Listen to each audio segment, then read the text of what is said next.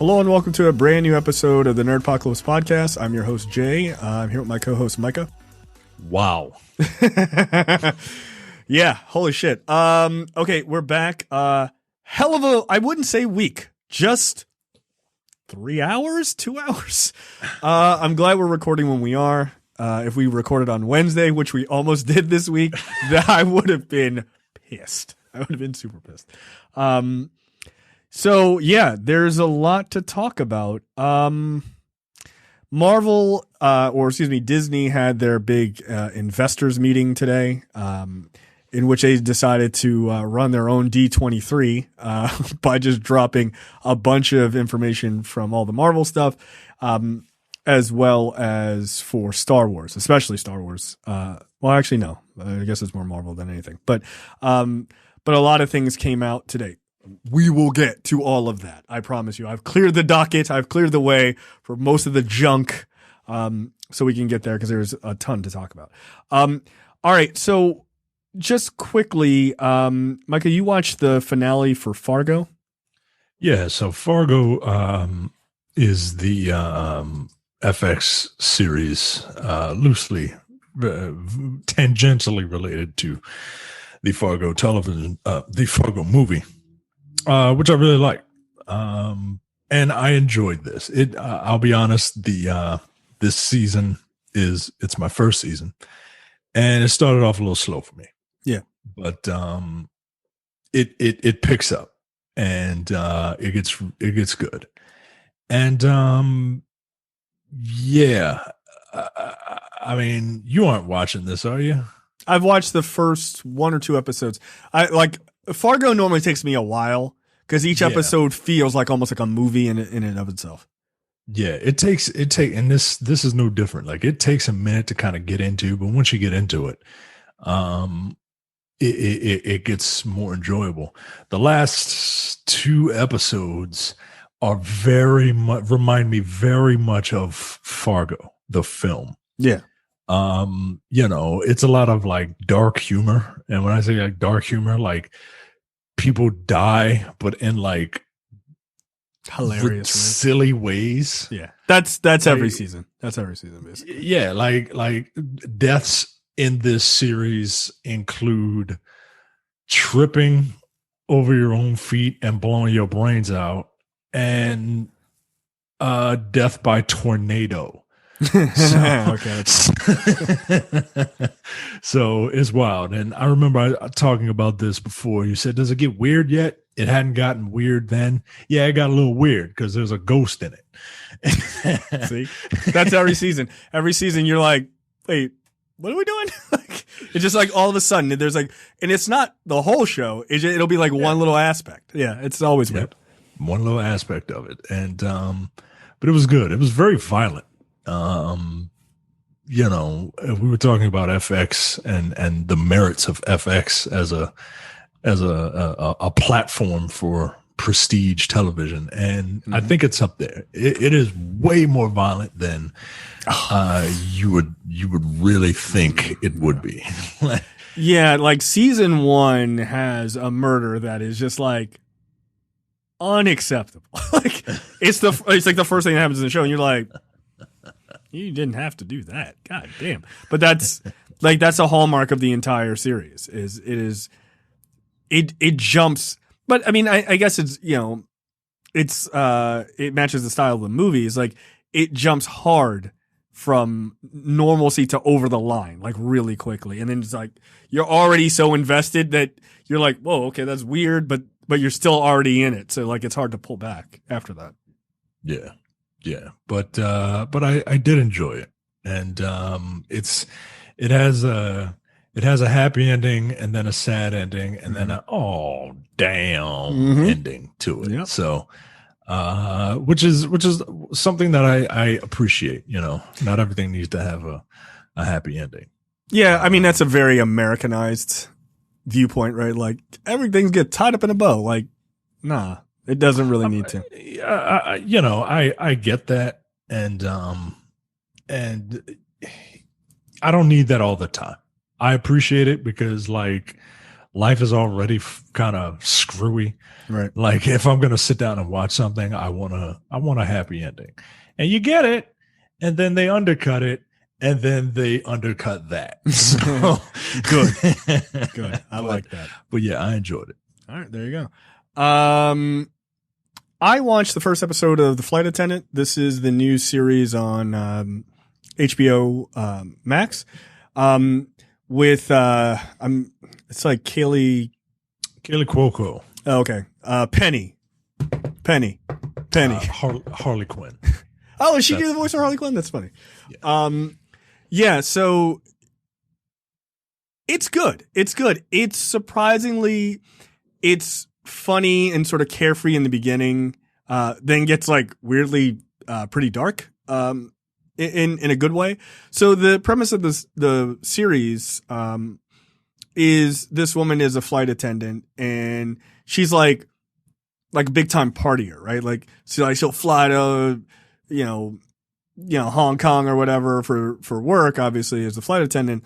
But then she's like, the second she gets off the plane, she's like partying and drinking and like just living this wild single life, like sleeping with these dudes all over and just living her life, right?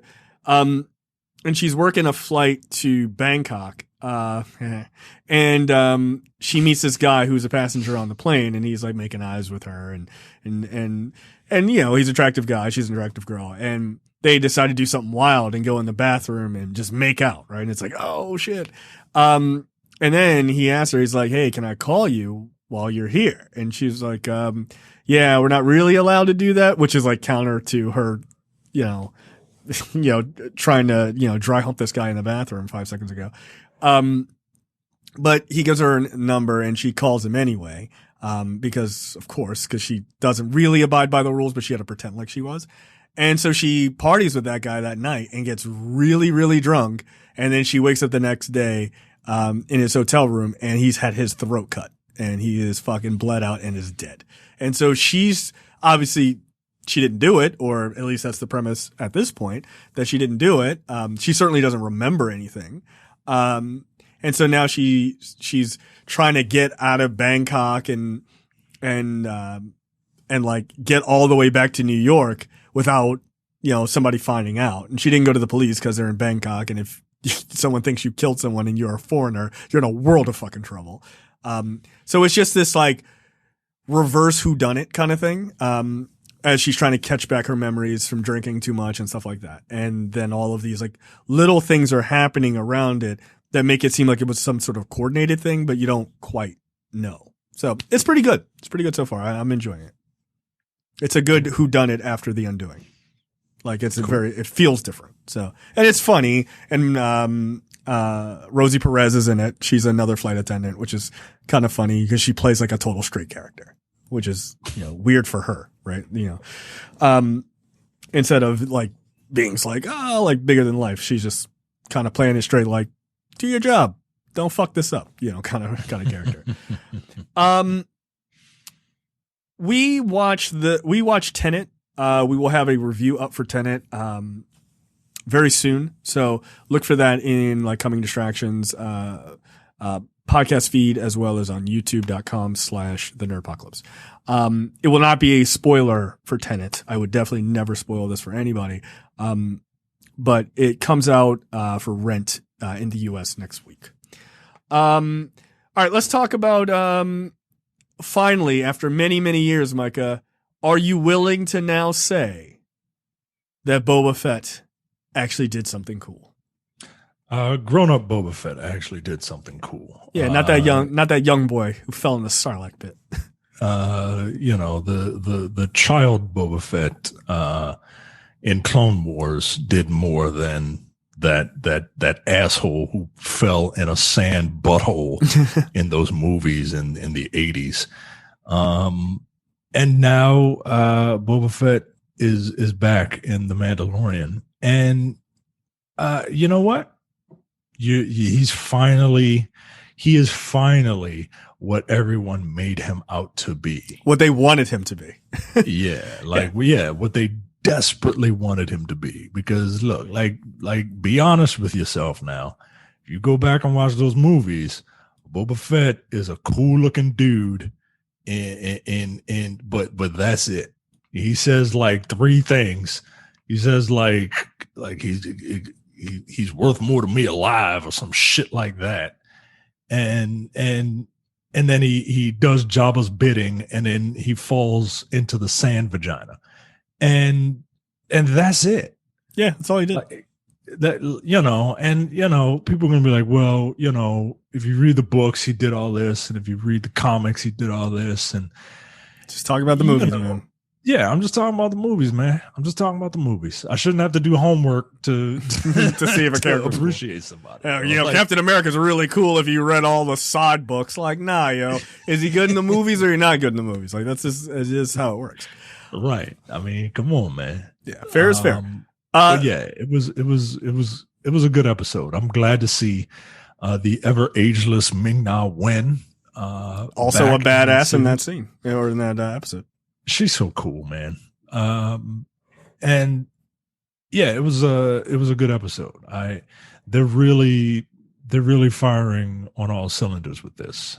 Like, I was worried that, when I saw a couple Clone Wars characters, I was like, come on, like, let this be its own thing. And, if people want live action Clone Wars characters in a show, maybe you could do that separate. Maybe. I don't know. I don't know if anybody will want it. But let this be its own thing. Leonardo is just screaming into his phone right now. Well, he's probably screaming for joy because he's getting both. Yeah. There you are. God damn. But yeah, I'm glad that The Mandalorian will stay The Mandalorian because I really enjoy that show.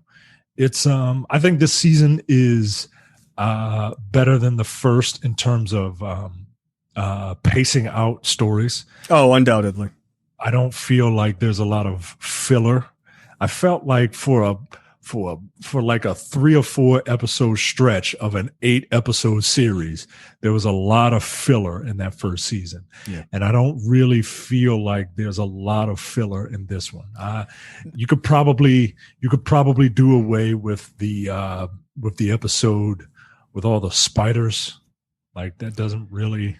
It doesn't push the story forward, but it was fun to watch. It was fun to watch, and it introduced and it almost got Grogu canceled. So,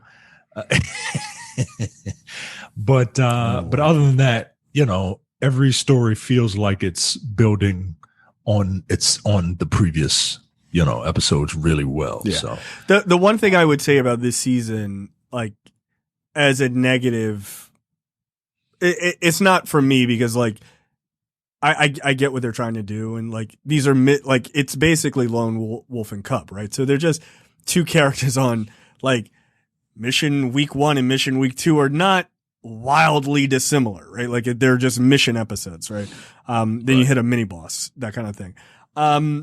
But I could say that it got a little formulaic when they're like, all right, well, you want to get to this planet. And he's like, I'm on my way to that planet. And it's like, oh, got to make another detour. And it was like, all right, I got to make a detour to see my friends. Oh, got to make another detour. And it was like, it's like a Dragon Ball Z episode. Like, are we ever going to get to the thing? Right. So, that was happening for like 1 or 2, I guess probably 2 episodes in a row, which was the spiders. And then, when he stops off to see his buddies from the first season. Right. So, it was like that part I can absolutely see an argument, but otherwise it's been pretty good. Like, narratively, this is a far better season than the first. And that's because they're probably creating the world and all this other stuff. You gotta get people on board. Yeah, this episode called The Tragedy was dope. Like, it was really, really good. It was cool to see Boba Fett actually get into some action and like really do things. But yeah, it's a testament, by the way, just to that Mandalorian armor. It just looks super fucking cool that everyone goes, I mean, that guy's got to be cool, right? I mean, that's basically what it came down to for 35 years. Everyone's like, I mean, he looks like a badass, right? So he's probably a badass. That's it. Like, that's it. Like, but like, books aside, comics aside, just looking at the original movies, it was basically he just looked cool. And that's fine. That's fine. He did look cool. Everybody likes Boba Fett. He's cool. he put in that work. He beat the brakes off of those fucking stormtroopers. It was awesome. I really dug it. Also, he has knee missiles, which is just obnoxiously fucking slick. So yeah, very good. Very good. I was so excited for the next episode that I woke up on Tuesday morning and I went to Disney Plus. I was like, yo, how the fuck is there not a new episode? I was like, that's right. It's Tuesday. It's not Friday. Like I was completely just like out of it. I was like, let's go. I was like all excited and shit. Nothing. All right. Let's go right into the lightning round because we got a lot to talk about. Zorro getting a female-led reboot on NBC from Robert Rodriguez and Sofia Vergara. And Rebecca Rodriguez. And Rebecca Rodriguez, who I am assuming is some sort of relative His to sister. Robert Rodriguez. His sister. His sister. Yep. Okay. She directed some episodes of Snowpiercer, I take it. Yep. And it was centered on Sola Dominguez. I almost said Dominiquez. Sola Dominguez, an underground artist who fights for social injustice as a contemporary version of the mythical Zorro. Her life is threatened by several criminal organizations after she exposed them. Look, ain't nothing wrong with this. No, I like it. Yeah. My biggest thing is that it's on NBC. NBC has shows that people love. This Is Us comes to mind. Schlock. But I can't imagine that this new Zorro and This Is Us are in the same like category. So this feels much better in the hands of a streaming service to me. Much better. It feels like it would be better in the hands of FX. I think FX could do something. I can see that. Yeah. The problem with network shows is that they're not overproduced, but they're polished to the point of unbelievability for me. Right? No, NBC has a look, man. It Especially NBC. Yeah, it's especially NBC. It's right? Generally overly polished schlock. It's what it is. Like, and that's not to say This Is Us is schlock. I actually think that show is quite good, but it's also incredibly polished. It just is. And that type of show needs that type of polish. It does. It doesn't. You know what doesn't need that? Shades of Blue, starring Jennifer Lopez and what's the guy? It doesn't really matter. It doesn't matter. I guarantee you, it doesn't matter who it's starring. Ray Liotta. Oh, of course it is. Of course. He's playing an Italian cop. No shit. Yeah, he's playing a crooked cop. Shocker. But that show tries to be gritty. It's a little overproduced. Shades of Blue. So that's the only kind of thing that worries me about this. But other than that, get more Latin people on TV, man. No, I think that's awesome. That's great. And yeah. So speaking of Latin people being on TV. No. You're skipping the story right under that. I just didn't link it. Oh, okay. Speaking of Latin people being in stuff, Oscar Isaac Gutierrez, I think is his name, is set to play Solid Snake in Metal Gear Solid. I spoke briefly on this on Dense Pixels because Metal Gear Solid is a video game franchise. Oh, really? I hadn't heard that. That's interesting. And look, you see, this guy, he a couple of years ago, he said that he wanted to do it, and somebody heard that and was like, "Let's get this guy." Right? Like we can make it happen. Oscar Isaac is a great actor. He is a great actor. I agree. He is a great actor. He is more than his characters from like Star Wars and stuff like that. Like, go watch Ex Machina. Ex Machina is one of my favorite movies. It's an awesome movie. And he is unrecognizable in that movie, playing like a rich, eccentric hermit. And he's playing Jeff Bezos. I mean, yeah, he's playing Jeff Bezos, just like not jacked. Yeah.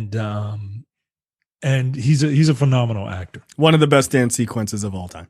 Period. One of the best. The only thing that I'm worried about with this particular story is the director. The director, I have not seen his movies, but you have. I made mention of that on Dense Pixels, and you weren't a big fan of Kong Skull Island. I was not. I was not. Look, is no offense to Jordan Vaught Roberts. Not a fan of his work. Now I've never seen Nick Offerman American Ham, which is just a stand-up documentary, and I've never seen The Kings of Summer. So I can't. I hear The Kings of Summer is actually good. So I can't comment on that. I'm not gonna like bag on the guy's career.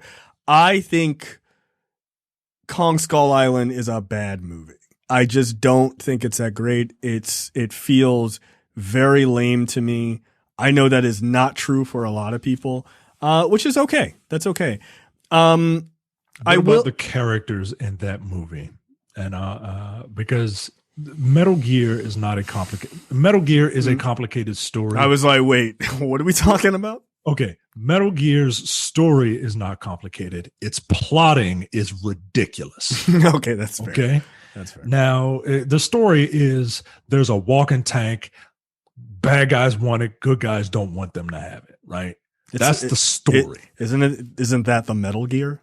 Yes, it's the Metal Gear. Okay. I don't know. I know there's there's like a lot of like, there are solid yet see-through snakes, upside down video game controller characters. Like, it's all madness. Isn't there like an octopus guy?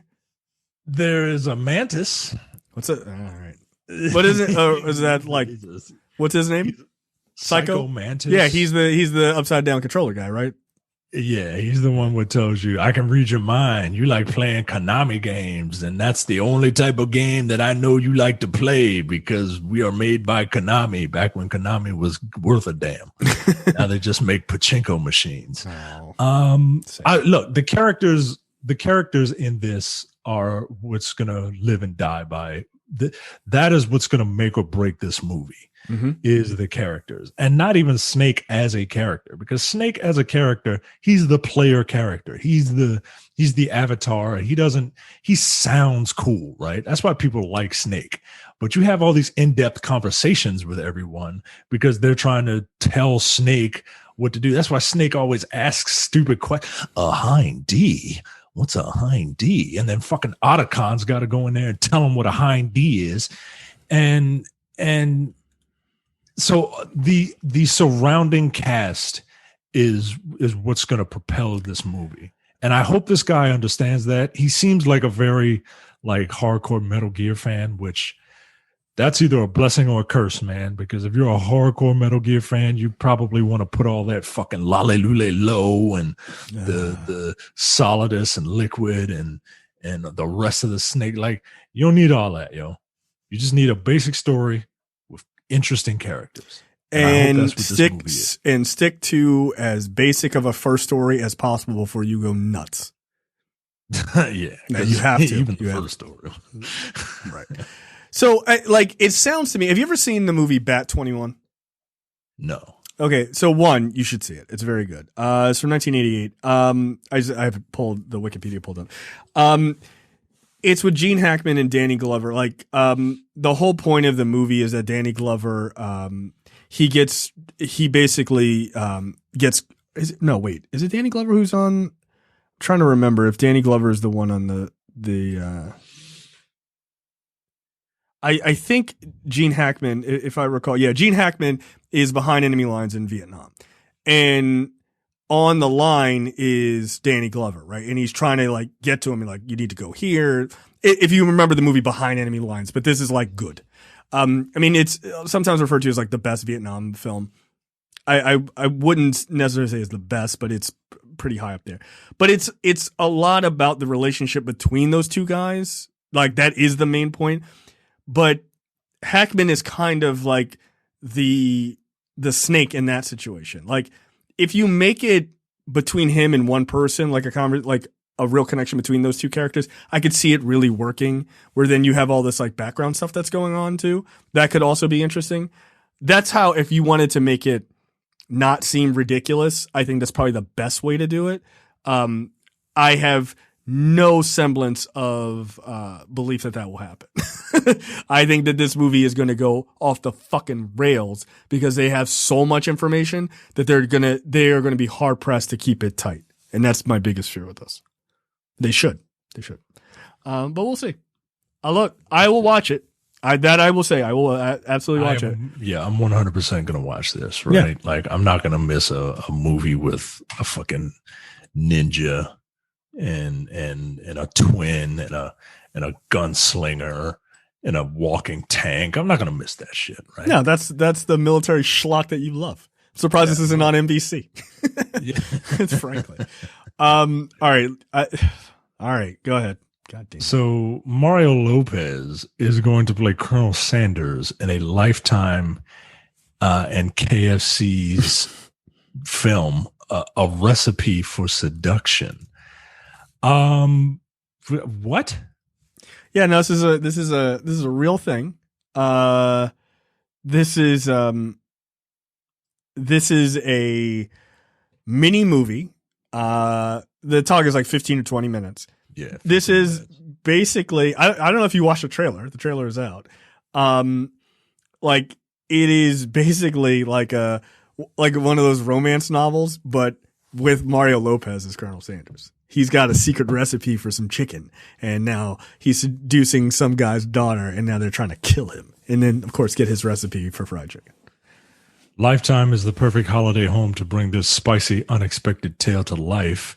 A&E Network's marketing chief, David DeSocio, said in a statement, quote, through a terrific cast and with a wink to the unique sensibilities celebrated in Lifetime movies, this co-production spotlights each brand's POV and marries them in a fun and authentic way. A&E Networks delivers custom creative that our audiences and clients love. Look, it sounds like they know they're making a bad movie. Oh, right? It's on purpose. It's on purpose. Come on. Yeah. So on the one hand, like if everybody's in on the joke and everybody gets it, maybe it'll be worth 15 minutes of your time. On the other hand, normally when people set out to make bad movies, they're not bad in the way that they want them to be bad, right? Right. Sure, they don't.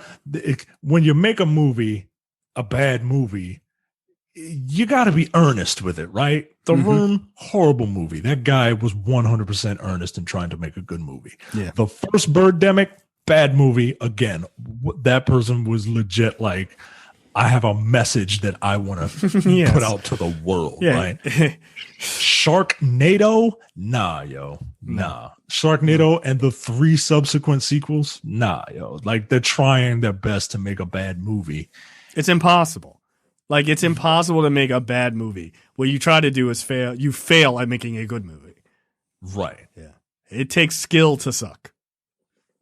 It does. It does. It does. Most movies are middling, right? Like, and then there are a few that just go either, wow, it's amazing, or this is garbage. Right. But it takes a special set of skills, so to speak. How very apt. More on him later. Speaking of sucking, True Blood is in early development. A reboot is in early development. Are you? How far did you get in True Blood? I finished season 2, started season 3, and I was just like, you know what? That's exactly where I got. All this. Is that this? Was that the season with like the witch? That was season 2. Yeah. Yep. With the brunette, who was like a witch or something, and then I just had my fill. Like it was enough for me. This. Yeah, it was enough. I loved the first season. I loved the first season. I thought it was awesome. I didn't watch True Blood when it was airing. I watched it after it was over. Right? Oh, really? No, I was in the like the hype. I was in the hype, and it was suki and all that all that nonsense. Yeah, they're gonna get a guy who's better than that guy. I don't think so. Come on.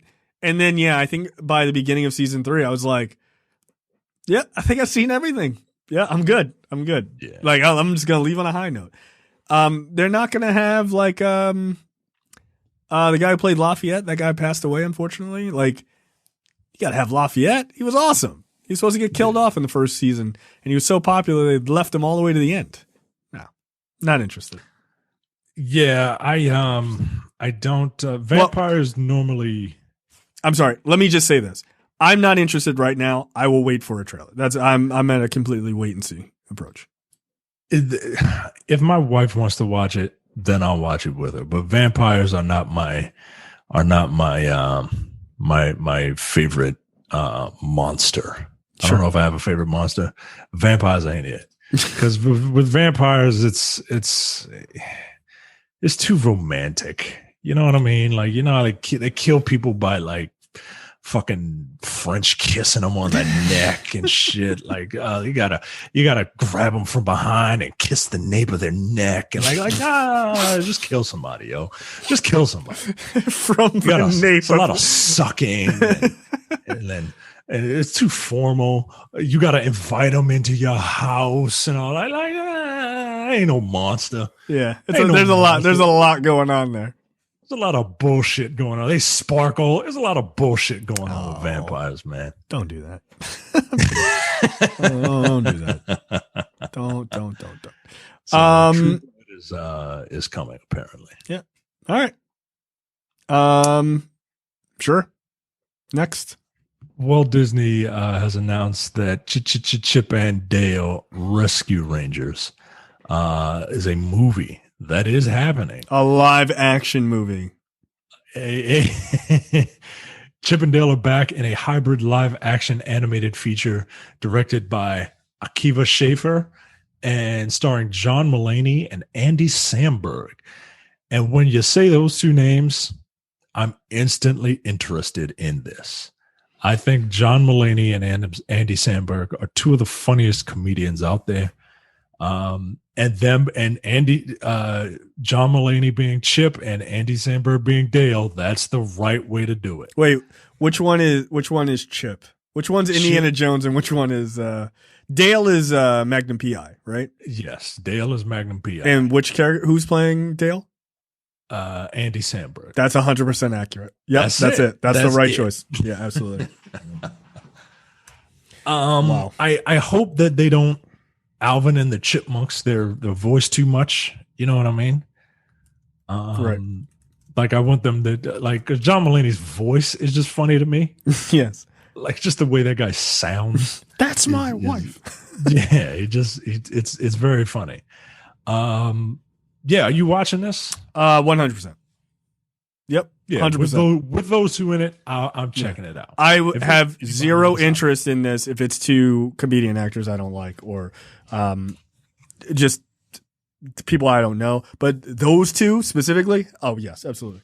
Yeah, if it's Joe Rogan and Carlos Mencia, I ain't watching this shit. Joe Rogan and Carlos Mencia. Two comedians that I don't like. Yeah, all right. That's fair. That's right. Carlos Mencia.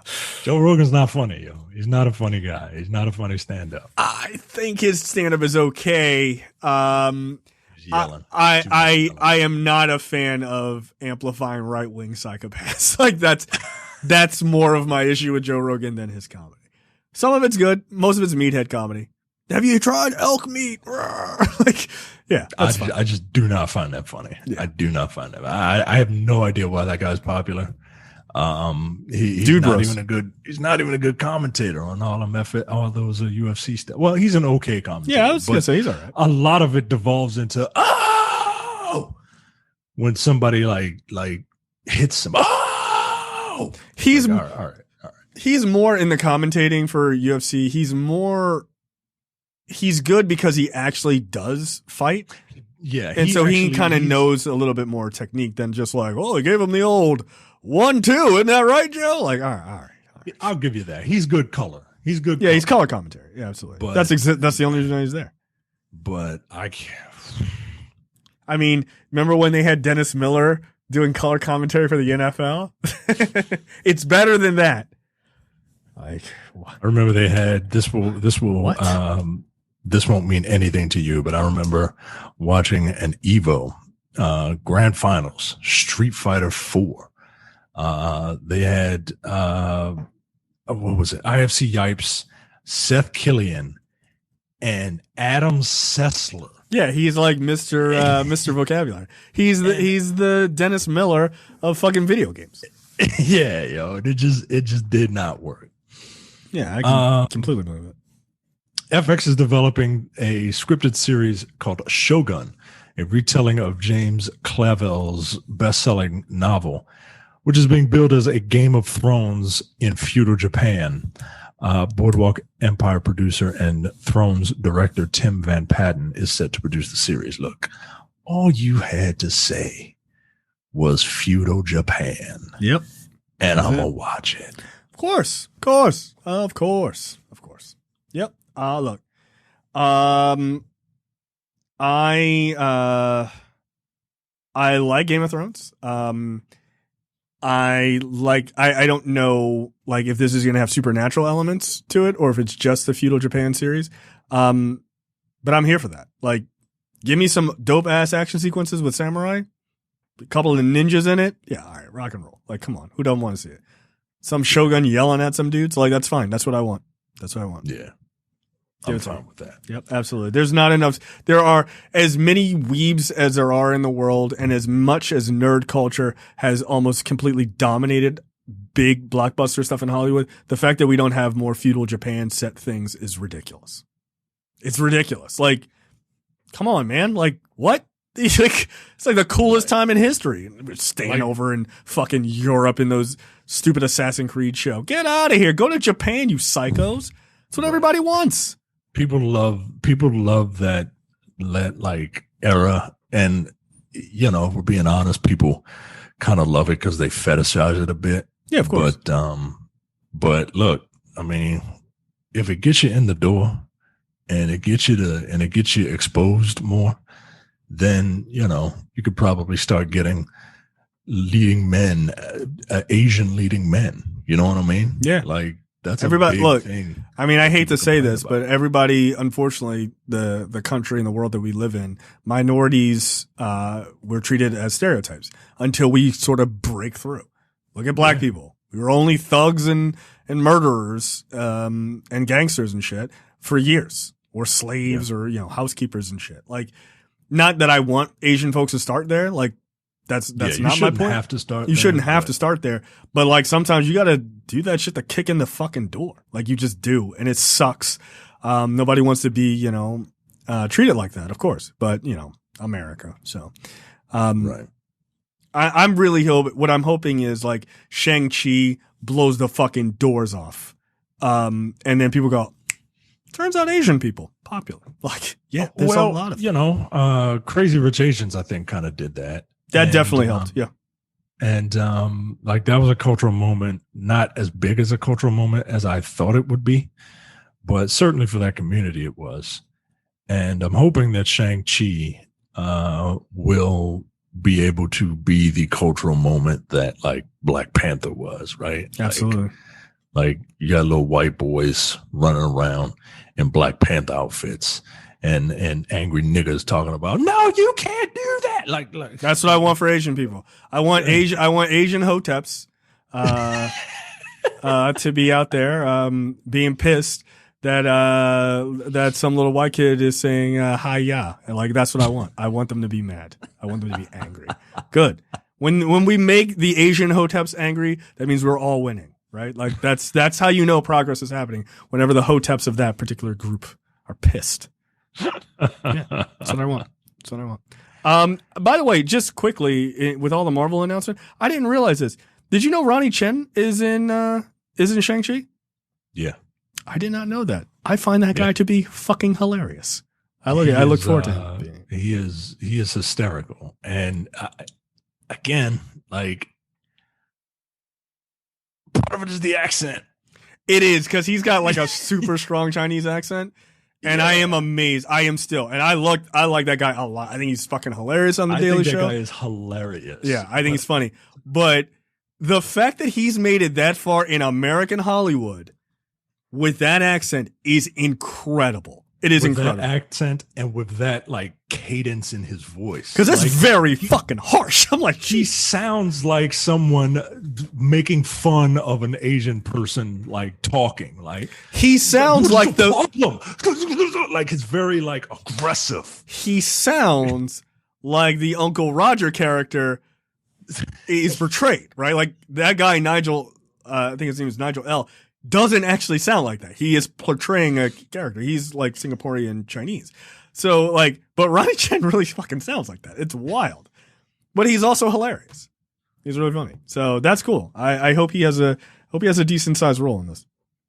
I might have to watch that stand up again. Yeah. That dude is funny, man. Yeah. Prime now. We joke, we say that shit in my house all the time. Prime now. Yesterday. Prime now. Yeah, if you've never seen Ronnie Chen stand up, you fucking should. He is absolutely hysterical. All right, keep going. Harrison Ford is getting up there in age, but he is still game for Indiana Jones 5, even if Steven Spielberg is leaving the directing duties to Logan and Ford versus Ferrari filmmaker James Mangold. Yes. When Dr. Jones returns to the big screen in July 2022, we need to savor it because Lucasfilm president Kathleen Kennedy confirmed that it will be the final installment of the Indiana Jones franchise. That's fine. I kind of believe it, but I kind of don't. Like, if this movie for some reason, like, you know, blows the roof off of theater houses, like, right, we're going to get a reboot of Indiana Jones. I mean, look, I'm not going to pretend that I wouldn't be cool with that. I just don't need any more of these. I don't need this. I don't need this. I actually don't want to see. I actually don't want to see Harrison Ford at 107 years old running around. I've never seen the last one because I didn't want to see his geriatric ass jump into a refrigerator. It looks ridiculous. The last one was not good. Yeah, the last one really, really wasn't good, and it's not, you know, it's not just me thinking that the older ones are better because I watched them when I was younger. The fourth one was actively bad. Yeah, no, it was not good. And he could still go, but it was just everything around it was bad. And now this dude is what, 70? Well, he'll be 70. He's almost 70 now while this is shooting. And that's the thing, like, he really loves Indiana Jones, right? Yeah, he loves it way more than Han Solo. Yeah, he was ready for Han Solo to die in Empire Strikes Back. Yeah, no, he was like, I'm done with this. I hate all of you. I hate you. Hate you fucking kids. Get out of here. But I am interested in this. And I wouldn't mind a reboot either. But like with a different time period. Don't necessarily call it Indiana Jones, but have it be another marquee adventure tale, maybe in a different time period, maybe with a different person, maybe I don't know. You can do a lot, but yeah, I'll check it out. Yep. Okay. Can't hurt to watch a trailer. Last up in lightning round, an Alien series is coming to FX. I'm trying to find a way to do this without reading the entire thing. It's coming from Noah Hawley. Yeah. Hawley. Is that how you pronounce that guy's name? Yep. And Ridley Scott is in talks to executive produce. Noah Hawley is the creator of Fargo. Yeah, I've heard of that show. I heard somebody talk about it recently. So, I mean, is this interesting? Like, I'm not a huge Alien person. Look, right? I like this series overall. There's been a number of misfires. It's an interesting series. Here's what I don't want. I don't want Ridley Scott to be involved in directing it. And it doesn't sound like he is, which is awesome. He's producing. Yeah, that's okay. That's okay. Look, you're not making anything Alien without Ridley Scott getting a taste. Okay, that's just Let's get real. The problem here is, what channel is this going to be on? FX. Okay, that's actually not a problem, right? Because they do violence. Yeah, because they do violence. Yeah, it's fine. The problem is going to be when I'd be interested. The face hugger is hugging someone about to, rape them in the mouth, and then you have to cut the commercial break. Well, that's the weird thing. Just get Hulu. Yeah. Or I can watch it when it airs like normal people. Stop being poor. Just stop. What the? No, no. I will not. How dare you? No, I'm clearly gonna watch this on some other stream. I'm gonna watch it on a streaming service. So I'm not. Fuck commercials. Get out of here. No. I don't know. We'll see. As long as I hope it's an interesting story. I don't know how you do a week to week alien story. Is every season like the aliens grab another crew of fucking idiots who go onto a planet without masks? Like I don't know. Like, how do you do that? Is it an anthology series? Like, what are the ways that you do that? It's probably just a story about I imagine it's the Expanse, another. I think, is that an FX show? No, that's a Prime show. I imagine it's the Expanse with Alien. The Expanse though was originally not on Prime. Yeah, it was a book series. I mean the television series. I think it started out on Sci-Fi. Yeah, it started out on Sci-Fi, but I watch it on Prime. So. Yeah, no, Amazon was like, whoop, we'll take that. Yeah, because Prime was like, or Sci-Fi was like, I don't think we have the money to keep doing this show. And Amazon's like, we have all the money. And you nerds keep watching this shit, so we'll put it on. Yeah. So I imagine, it's just your whatever space opera, right? Yeah. But with the ever-present looming threat of aliens there. I'm okay with that. What The Walking Dead should have been, right? Okay. Story. And then the aliens are there, but the aliens are not the thing that you tune in for. That would be the smart money. Yeah, they trick you into thinking that the aliens are what you're coming to see, but what you're actually watching is, character pieces. Yeah, and look, I'm okay with that. Like you said, that's what The Walking Dead should have been. And I'm sorry, I keep looking away. There is so much news. I'm trying to keep the docket accurate by actually linking stories because there are things I don't even know what they are. They've been announced. I have literally no idea. So if you can see me keep looking away, that's why. If you're watching video. Okay. Movie and TV news this week. Wow. Marvel officially says they will not, Kevin Feige actually is quoted here saying, they will not recast T'Challa in the MCU, in the wake of Chadwick Boseman's, death. Look, we stayed away from this topic, because we didn't want to kind of deal with that until we felt it was a respectful amount of time after the guy passed, right? I saw people talking about the day he died, which tells me you weren't really a fan of his as much as you just gave a fuck about the movies over a human being. So anyway, I guess now we can talk about it. Are you cool with this? You think this is the right decision for them? Let me read the quote from Kevin Feige real quick. Said, Chadwick Boseman was an immensely talented actor and an inspirational individual who affected all of our lives professionally and personally. His portrayal of T'Challa, the Black Panther, is iconic and transcends any iteration of the character in any other medium from Marvel's past. And it's for that reason that we will not recast the character. However, to honor the legacy that Chad helped us build through his portrayal of the King of Wakanda, we want to continue to explore the world and all the rich and varied characters introduced in the first film.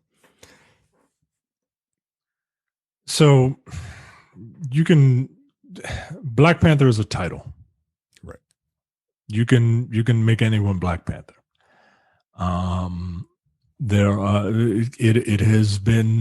It is comic book canon that Shuri, who is a very different character in the comics than in the film. Mm-hmm. Like they were half siblings, and she kind of hated his ass for a while. But it is canon in the books that she becomes Black Panther at one point. I would be fine with it. I think that the character of T'Challa could have been used really, really effectively in some of the stories that I'm thinking that they're going to tell. Right. T'Challa is he's one of the more intelligent people in the Marvel universe. He's like the 8th most intelligent person, right? Like there's like an Illuminati. He's part of it. You know what I mean? So it sucks, but I 100% understand. And I think it's a classy move, right? Especially because the guy passed away like so suddenly and so tragically. And given that, he was doing that movie looking the way he looked while fighting his cancer. Again, it's a testament to who Chadwick Boseman was as a human being. I'm rambling, but yeah, I accept it. I wouldn't have minded if they recasted it. Okay, that's a fair point. That's where I am. I think it is. I can't help but look at it from a business perspective and from a human perspective, right? From a business perspective, it's probably not ideal, but it doesn't like when I think about what fans wanted, some fans wanted a recast, some fans wanted them to just let the character go and find someone else to fill the Black Panther role or what have you in the universe. You're not going to lose anybody by saying you're not going to recast him. Right, from a business perspective. If you had recast it, some people would have taken it as an offense, right?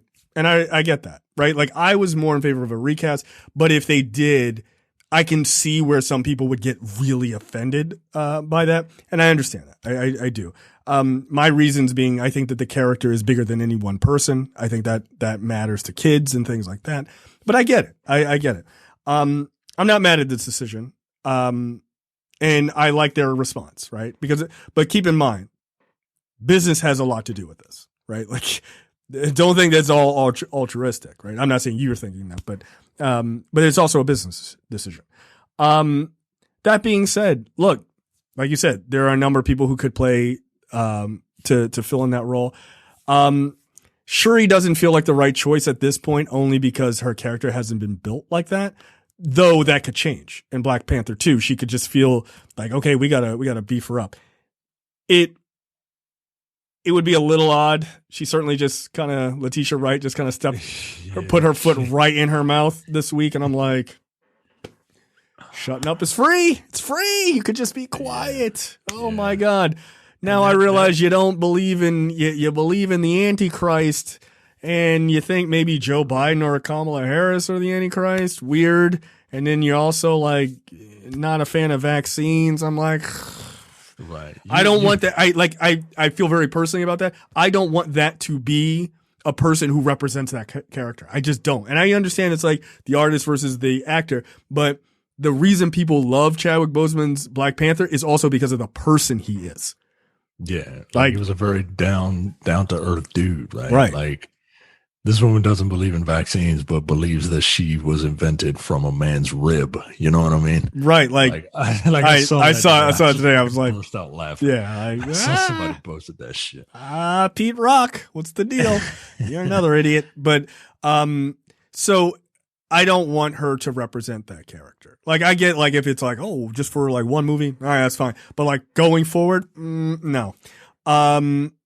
That wouldn't be my choice. But, again, what am I not going to see the movie? Get the fuck out of here. Right. Look, I would accept it, right? Yeah, I don't have to agree with it. I'm not gonna wish this woman doesn't get work because I don't agree with her. No.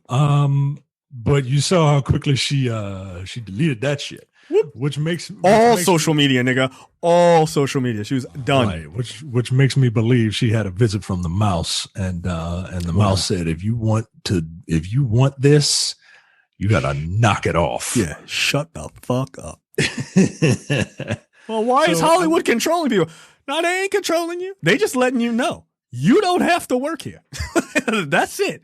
I'm sure they can find another smart aleck black woman, a dime a dozen. Like, I'm sure they could find a young African actress who will tear that role up for probably a hell of a lot less money now. So shut the fuck up. Shut up. But she is, she's in her late 20s. She's perfect age to be that type of hero that they might be looking for. So look, I'm not gonna lie. If they make Shuri the Black Panther and they give her the fucking fur on the top, that fucking design, I'm here for it. Like, that's badass. Like, you think I don't want my daughter to see a black female Black Panther movie? Hell yes. Fuck yes. Does it have to be her? I'm not gonna read her any of the tweets. I can tell you that. So yeah, whatever they're gonna do, it's fine. I'm here for it. Yeah. Next up, and by the way, I think it's super classy that they waited till now. Like, they gave a long time where they were just like not saying nothing. Like, I thought that was the right move. Next up, Star Wars Rogue Squadron will be directed by Patty Jenkins. This is a live action Rogue Squadron film. Patty Jenkins will be the first woman to direct a Star Wars movie. That's pretty dope. Obviously, people know Patty Jenkins. What? Yeah, I just thought you said that, and I didn't realize it. Yeah, that's how silly this is. It's 2020. Those movies have been around since 1977. They couldn't find a single woman to direct one of these movies. And some of them weren't good, so it's not like, oh, only men are really good can do it. Like, some of them, half of them. Yeah. Garbage. Goddamn garbage. So, yeah. I'm cool with that. This feels like a good next step for her. To go from, Wonder Woman to doing a Rogue Squadron movie. That's kind of dope. I enjoyed those games back in the day. Look, if this is Top Gun in space, I'm here for it. That's all I want. I want Top Gun in space. Fuck all the nonsense. There's already a playbook. You need a Maverick. You need an Iceman. You need a Goose. Hero, asshole, not a villain, but like your rival and your buddy who dies. That's it. Everybody else. Does he die? Because according to my wife, Goose lived and Maverick died. That's why the second movie is called Maverick. It's in memoriam to the great Maverick who died in the first movie. To buy him a Goose onesie and a Maverick shirt. What? Must be out of your mind. What is the message that you're sending here? I haven't even seen the movie and I know the motherfucker dies. Come on, yo. That's funny. Oh, really? I didn't realize that Patty Jenkins is the daughter of a fighter pilot. There you go. Oh, that's cool. Yeah, that's very cool. All right. I'm fine with it. Rogue Squadron will be released 2023, Christmas 2023. Damn, but when her father was killed during his service in the U.S., Jenkins made it her mission to one day make, quote, the greatest fighter pilot movie of all time. That's awesome. What a hell of a story. I mean, not awesome that her father died. That's fucked up. But that's kind of badass. Like, and this is what you do? Like, all right, Dad. Like, that's cool. Good for you. I like when people have an inspirational story about what drives them to make films. Like, that's awesome. All right. Look, I'm here for it. I'm absolutely here for that. Look, I need Star Wars to be taken. I need them to just look at what they've done with The Mandalorian. Do that. Just do that on the screen, like on the big one. Just do that. Shouldn't be hard. Also give the guys, Dave Filoni and Jon Favreau, make them the Kevin Feige of the Star Wars universe. That's what I would do. These guys they had it down. Like, let Kathleen Kennedy sit at the top to be like, yes, no, type of shit, and give those guys the reins, man. They know what they're fucking doing. They clearly know what they're doing because their one series is single-handedly fixing the entire Star Wars universe. Like, it's crazy. 30 minutes every week. It's keeping it relevant. It is. You know? And not just relevant, very popular. Yeah. Right? Like, it's the water cooler show right now. This is my favorite story this week for no other reason than it's just obnoxious. A new Pixar movie has been announced called Lightyear. This will be the Buzz Lightyear origin story. Now I know what you're thinking. Wait, the original character is played by Tim Allen. Like, this is it's kind of fucked up to kick Tim Allen out. But no. This movie is Buzz Lightyear is voiced by Chris Evans, obviously of Captain America fame. But the movie is based on the guy who the toy is based off of. So yeah, this is fucking genius. I kind of love this. But yeah, it will be in fact called Lightyear, about a man who takes to space to go infinity and beyond. So what a clever idea to do a movie about the character that the toy is based on. That's fucking genius. I love it. That is a take that I would not have thought of to keep the Toy Story brand out there. And you're getting the Woody one, right? If this does well, yeah, why not? I feel like these are. I mean, I'm sure these will be. Yeah, this is theaters, but I feel like those are like perfect Disney Plus movies. But I mean, I'm sure the animation is pricey as shit, so I guess they got to be like, look, this shit's got to hit theaters. But yeah, if that's cool, I definitely want to see the trailer for Lightyear. What an obnoxiously clever way to make more money. Next up, all right, here we go. This is into HBO Max before we get into all the major announcements. AMC head, I'm just going to combine these all into one story. The head of AMC theaters is pissed about Warner going with HBO Max premieres for their movies. So is James Gunn, and so is the producer of Dune. They're all mad. So is Chris Nolan. Yeah, he wasn't too pleased either. I don't get why they wouldn't have consulted with these guys ahead of time because it seems like they didn't even ask them. I mean, I guess it doesn't really matter. They're going to do whatever they're going to do. Yeah, it doesn't matter, but at the same time, like out of courtesy, like you can at least hear opinions. You can at least hear opinions of the people that are working for you, because ultimately, you're going to make decisions like this. You're going to drive people away from wanting to work with you. I mean, it's not like these are big actors, right, or big name directors. Yeah, it's not like they can't find work elsewhere. No, James Gunn is literally double dipping in genre film. How about this? He ain't doing another DC movie. I'll tell you that right now. Right, like. By the way, that's fine. Oops. I'm sure Kevin Feige's real upset. Damn, that's what they did. That's wild. This is such an interesting. Situation, and people are just boiling it down to like a binary, choice, like Team Cap versus Team Iron Man, right? Like, no, there's a lot of moving parts to this, right? Like, of this whole deal, because people are justly, right, seeing it from the consumer perspective. Of course. And I get that. Yeah, it's great. Yeah, it is. But at the same time,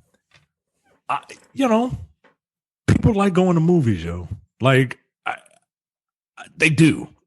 Mm-hmm. And when these creatives, people are going to be like, you're just bougie and you're just, you think that your work is should be on the big screen because you're pretentious. Like, nah, yo, if I dreamed about making a movie, and I work with a giant studio like, I don't know, Warner Brothers. Right.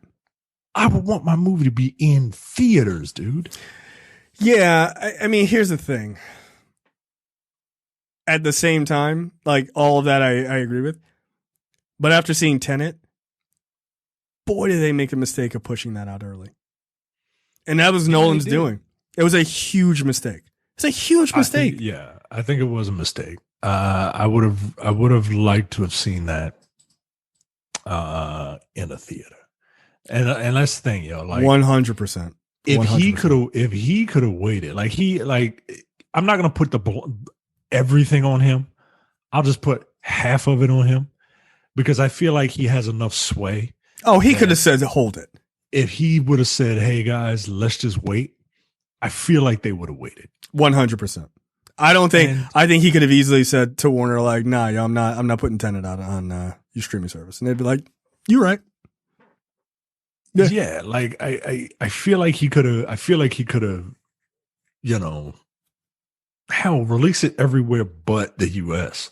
Like if you want, I don't know. But they really dropped the ball. And now they're just I don't know what they're doing. But I'm gonna take advantage while we can.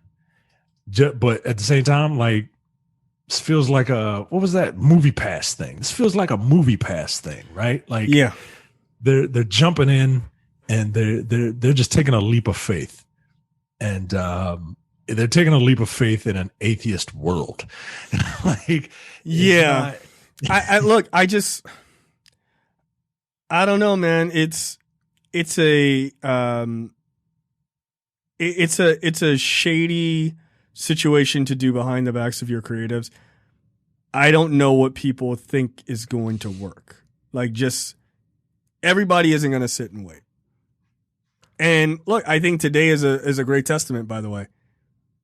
See all the news that dropped today? What happened today?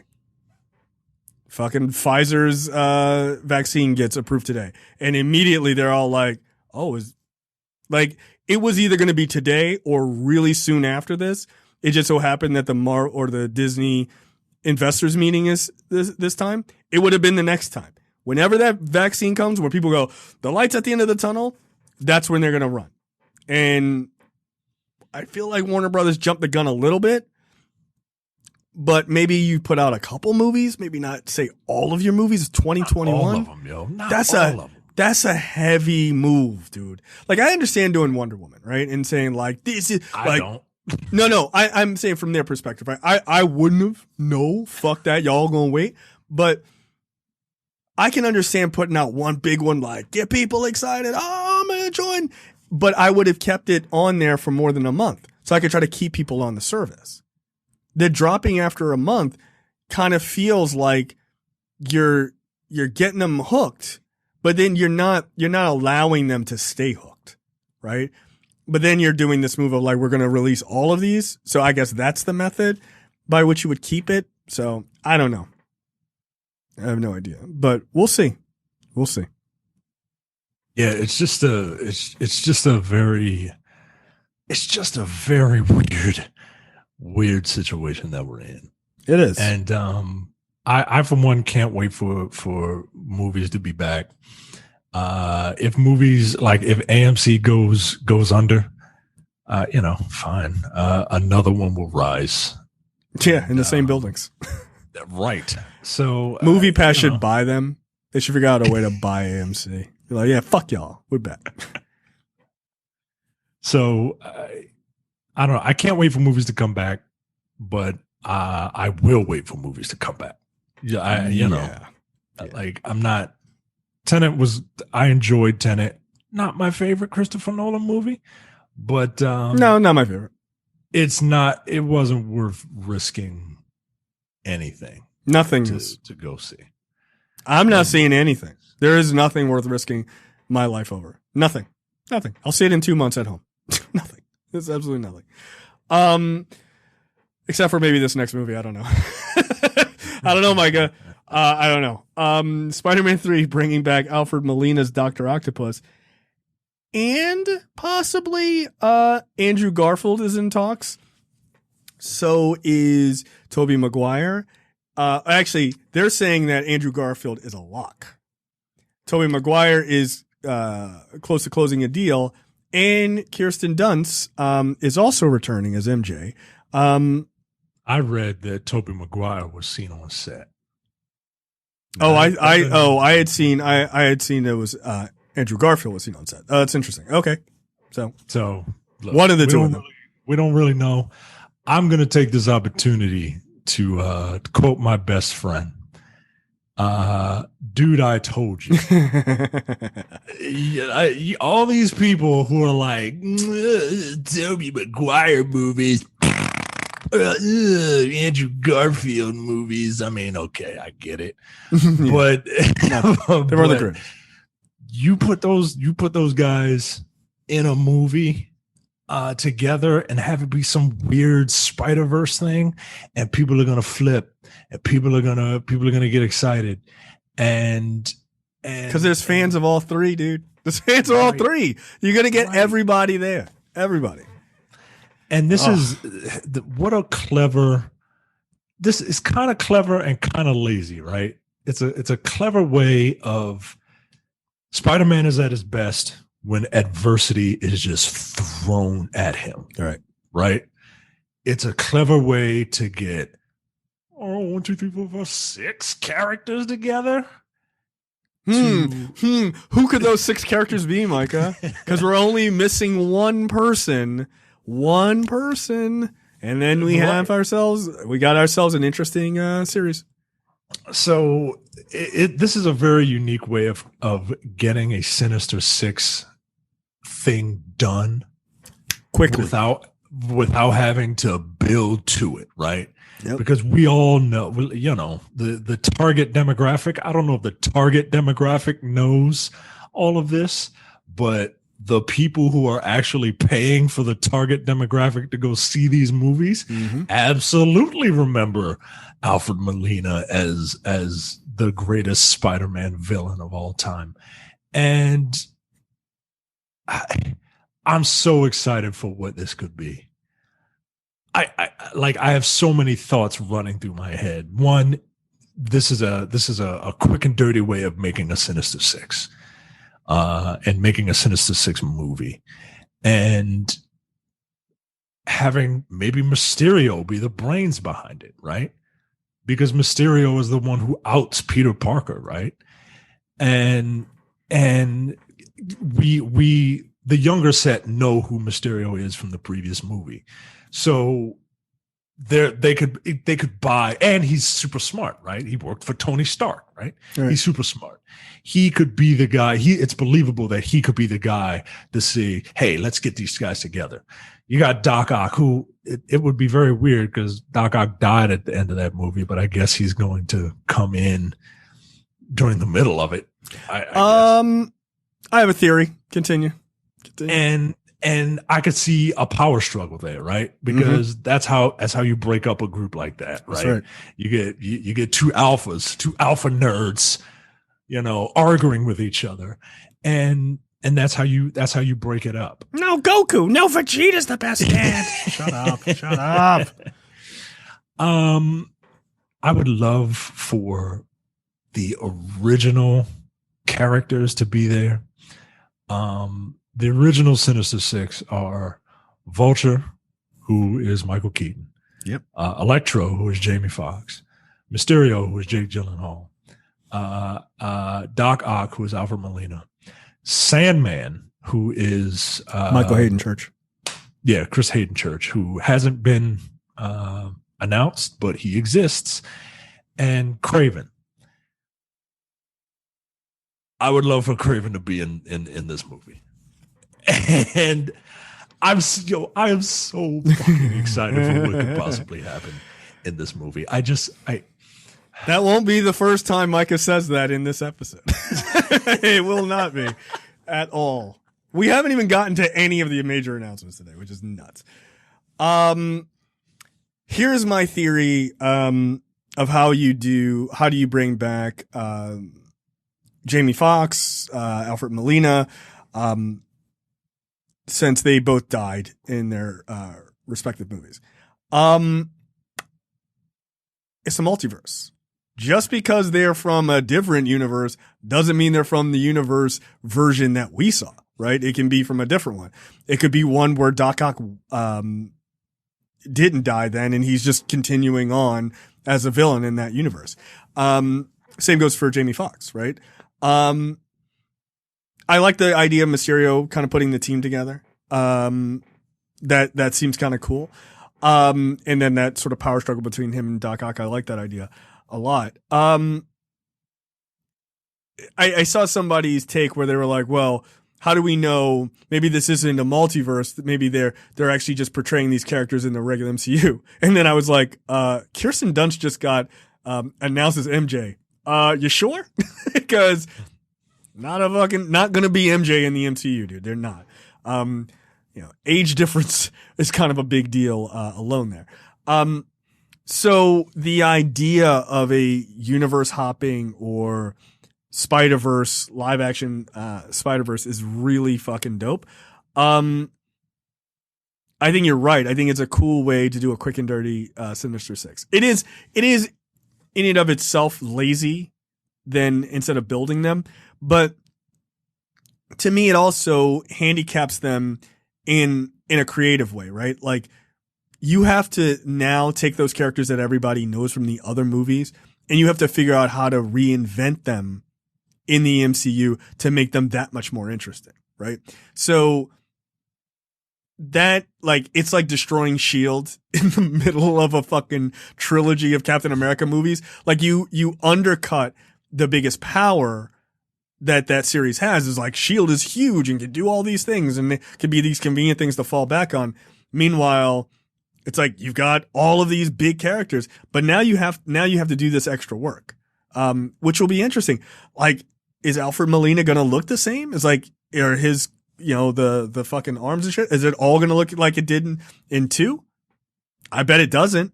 I bet it's different. You gotta sell toys, man. Right. You gotta kind of, it's going to be interesting to see these aesthetics kind of mesh, right? Like, cause they all have to coagulate, right? Like right. But that's why I'm thinking it's not going to be the same. I think you're going to see Doc Ock. It might be similar, but I bet it's more comic accurate. Like I bet it is. I bet it's more accurate I bet it's a closer look to the Spider-Man PS4 outfit. Oh, I can see that. That looked really good. Yeah, because it's basically a dark green jumpsuit. Yeah, I can see that. And so it's, I can't. I need this. I need this right now. I think it's going to be dope. And look, I was talking to some people about this and they were saying, oh, I don't know, man. Seems like a lot. And, this is going to be a mess and all that stuff. I was like, one, you guys say that every time. You say it every single time. There's been like 47,000 movies at this point in the MCU. Just take a wait and see. I'm not going to say it's perfect, but just take a wait and see. Just relax, right? The other thing is this. They're like, oh, but what if Sony, Sony's not in control of this movie. Like, okay, these characters are in this movie, but Sony is not in control of this movie. Marvel's in control of this movie. Part of me thinks that Sony, when J.K. Simmons, when we all saw J.K. Simmons and flipped out, part of me thought that Sony was like, hey guys, we've made a couple of these movies. How about people loved our character in your movie? Oh, 100%. How about we throw a couple of characters from our movies into yours? And do it. Yeah. Do it. And look, I'm gonna tell you right now. I don't want to hear nothing from anybody. Anybody who says, "Oh, I don't know about this movie." Look, let me tell you something right now. Did you like watching the Avengers fight alongside each other and use each other's powers together in combinations and shit? Can you imagine 3 or more spider people fighting alongside each other, using each other, like balancing off of each other's unique powers and abilities? Stop it, yo. Stop it, yo. Stop it. Like, you don't tell me you don't want to see that, because stop it. You're lying to yourself. You are lying to yourself. Also, I'm gonna need us to have a conversation will Miles be mentioned in this, or will they hold it and do a surprise? This is the thing about living in the time we live in now. It's too much. It's too much. The reaction that we heard when we saw J. Jonah Jameson in Spider-Man Far From Home was incredible, right? Not incredible, but it was great, right? If this were like, if I didn't know anything about this, I mean, the people in front of me would have had to duck because my erection would have hit them in the head. So I'm hoping, and I heard somebody throw out a theory that, you know, they're bringing all these spiders or characters from previous movies. Why not bring in a few from Into the Spider-Verse, right? Why not? You gonna bring the one true God in? Now, then they were like, you know, and he should be animated also. And I'm like, relax. Yeah. Because that starts to get into Roger Rabbit territory, and we don't need to be there. Relax. I will allow this. I will allow one animated character, and that is Spider-Ham as a stinger and not animated like Howard the Duck style, right? Howard the Duck style Spider-Ham, still voiced by John Mulaney. I will allow that. Just like, hey, is this the end of the movie? Like, that's it. That's all I want. I don't need him fighting alongside doing pals and shit. I don't need that. But that would be cool. Like, oh, he's out there. Like, that's fine. He'd never need to show up again. Maybe in a Howard the Duck series or something. But that's it. But I'm not gonna lie. Having Nick Cage as Noir Spider-Man would be kind of fucking great. Like, yeah, I would love it. It would be kind of awesome. Like, if you're gonna do it, really do it. Like, really go for it. And but I don't think you actually need any other spiders if you have the three of them. Because that's that's a lot. That's a lot. But I also wouldn't be mad about Miles. I would love it if like the teaser is Miles, Gwen, and fucking Spider-Ham or some other stupid shit like that. I wouldn't be mad at that. I really wouldn't be. I think Miles has the potential to carry a franchise. The Miles character, I think, has the potential to 100%. Carry a franchise. The problem is that you got this fresh-faced, you know, child man named Tom Holland, and I can't imagine he's going anywhere anytime soon. If we're lucky, we might get I would be fine. I would be perfectly fine with Miles being in a fourth Spider-Man movie. Yeah, I'm okay with that. You know, you can introduce him in the end of this one, the 3. Yeah, because it's like, wait, there are more universes, and then all of a sudden, you know, you hear Post Malone or whatever. I really like this one. And then you tease him like that, right? But come on, man. Yeah, no, this is somehow this not the biggest news of the week from Marvel. Yeah, that's just crazy to me. That's wild. They just undercut all of that. But I would have my biggest issue with this. I would have loved to not know any of this. I would have loved for none of this to leak. And they were just people just going in and being like, ugh, which tells me that they are going to show up in the trailers.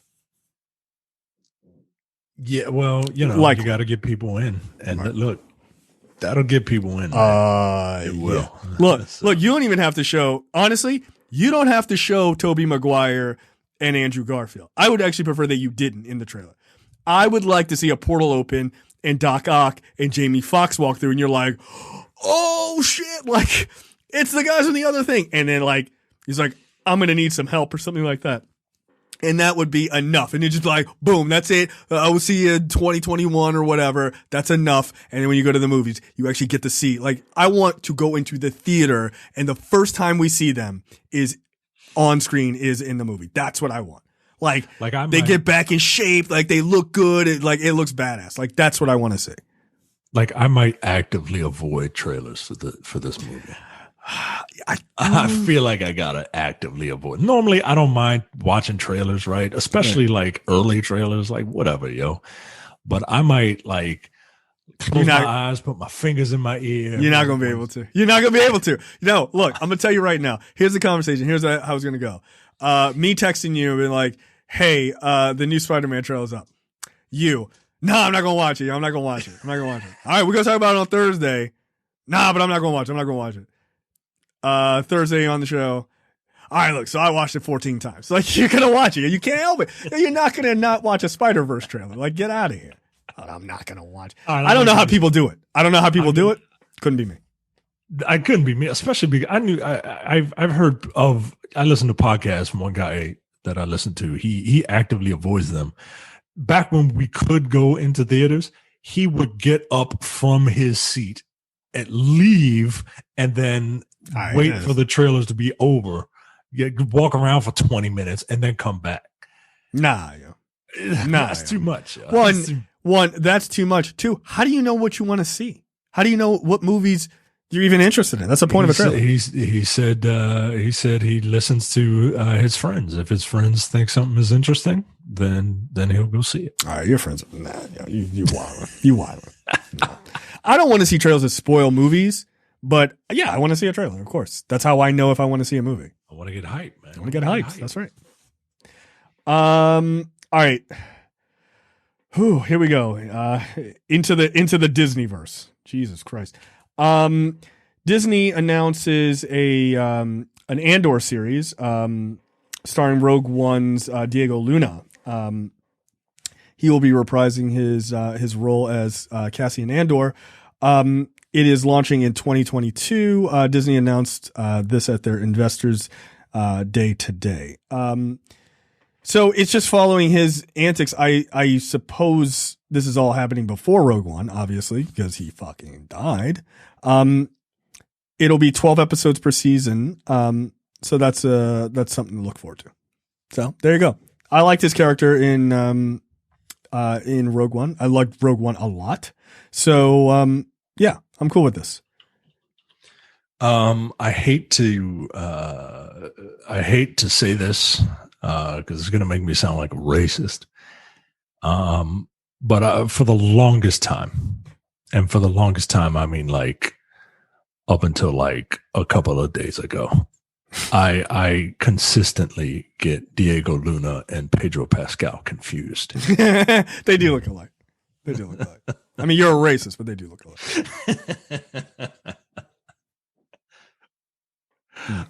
Yeah, I'm fine with this. Yeah, okay. I too am fine with it. Look, just give me that same grittiness of the Mandalorian, and I'm here for it. And the Rogue One felt like that. Like that of all the movies, that one feels the most like the Mandalorian. So yeah, it felt like a war movie. It was. I mean, they were just gunning niggas down in that movie. It was awesome. Yeah, so I'm here for that. Lando Calrissian series. I don't think people thought this was definitely happening. But Billy D. Williams will reprise his role. I'm kidding. Just relax. He's 1,000 years old. No, obviously Donald Glover will be reprising the role as Lando.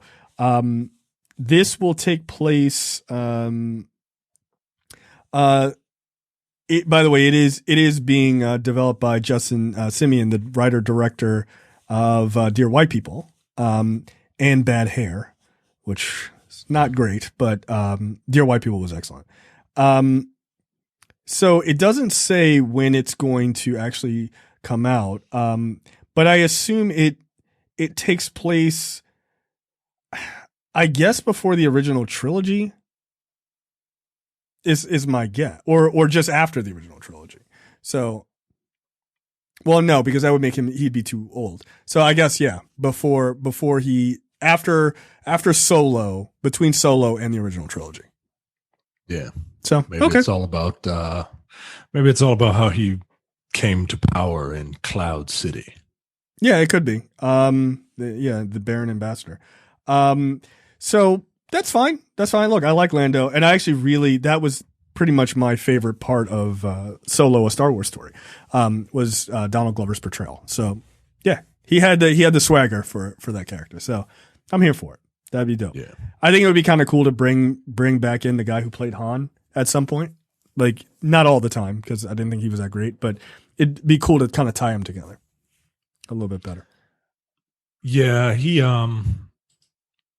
I think it was more his character is not. He had the guy who played Han Solo, he had the misfortune of having to portray a character that was portrayed by Harrison Ford. Yeah, that's why an Indiana Jones reboot is fucking hard. Yeah. Yeah. Yeah, good luck. Good luck to you. Yeah, because I think if that was just an original character, I think he would have probably been fine. Damn, Disney Plus is raising prices already? I mean, they're like, look, y'all niggas thought y'all were getting all this shit for free? Get out of here. So they're raising the price from $6.99 to $7.99. Look, I'm already locked in for 3 years, baby. It don't matter. Yeah, it don't matter. It's $1, yo. It's $1. I see people flipping out because Netflix is increasing to $1 more. Like, yo, Netflix got a long way to go before I'm starting to have questions. Like, what do they get? Like $1 increase like every 4 years? Right. Like, I allot $15 for Netflix any damn way. Isn't it like $12.99 or something now? It's 13. It will be $13.99. I'm not even giving a shit until it's 20. Then I'm having a conversation like, all right, is it worth it? Because 20 is like a bill. Like, that's a real ass bill. Yeah. $13 does not bother me. And that's not because I'm rich. It's just because I'm lazy and I don't feel like unsubscribing. It's mostly right. Visions is a new series, a new Star Wars series that's coming. It's an anime.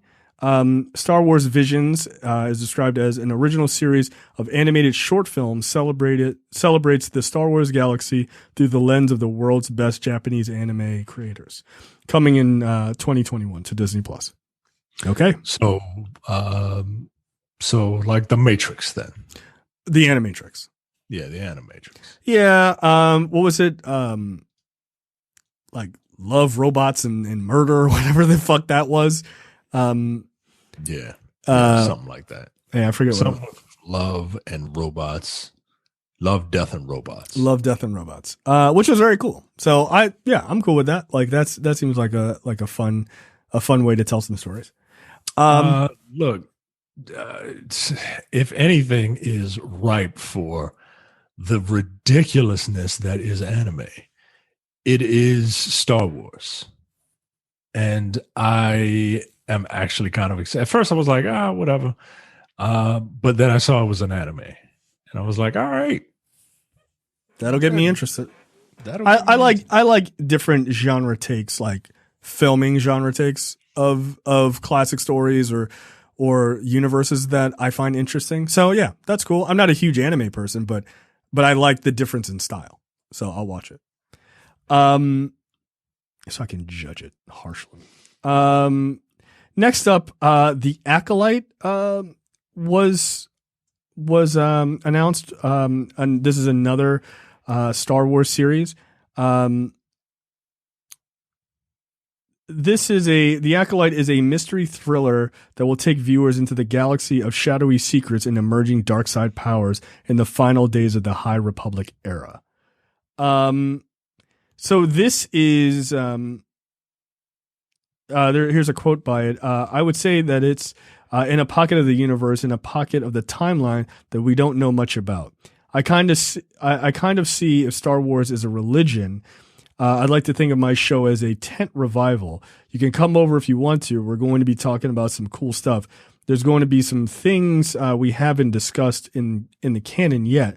There are going to be some characters you don't know about. So, okay, that sounds cool. This the High Republic era takes place roughly 200 years before George Lucas's prequels trilogy. So, good. It will likely not have anything to do with anyone remotely connected to the Skywalkers, which I think is a good idea. Yeah, for all you people who think that Star Wars is only about Jedis and Sith, this is for you. Look, I'm not gonna lie, I'll check it out. Especially if they portray the Jedi as how I see them and how I'm seeing Clone Wars portray them more and more. It's just kind of shady, yo. Like that when I was growing up, Jedi were like, they used the light side of the Force. They were the peacekeepers. Like, nah, yo, they're super fucking shady. And I would like to see that portrayed. Yeah, I'm okay with that. I get the impression that this is live action. It doesn't say, but I get the impression that it is. So, okay. We'll see. All right.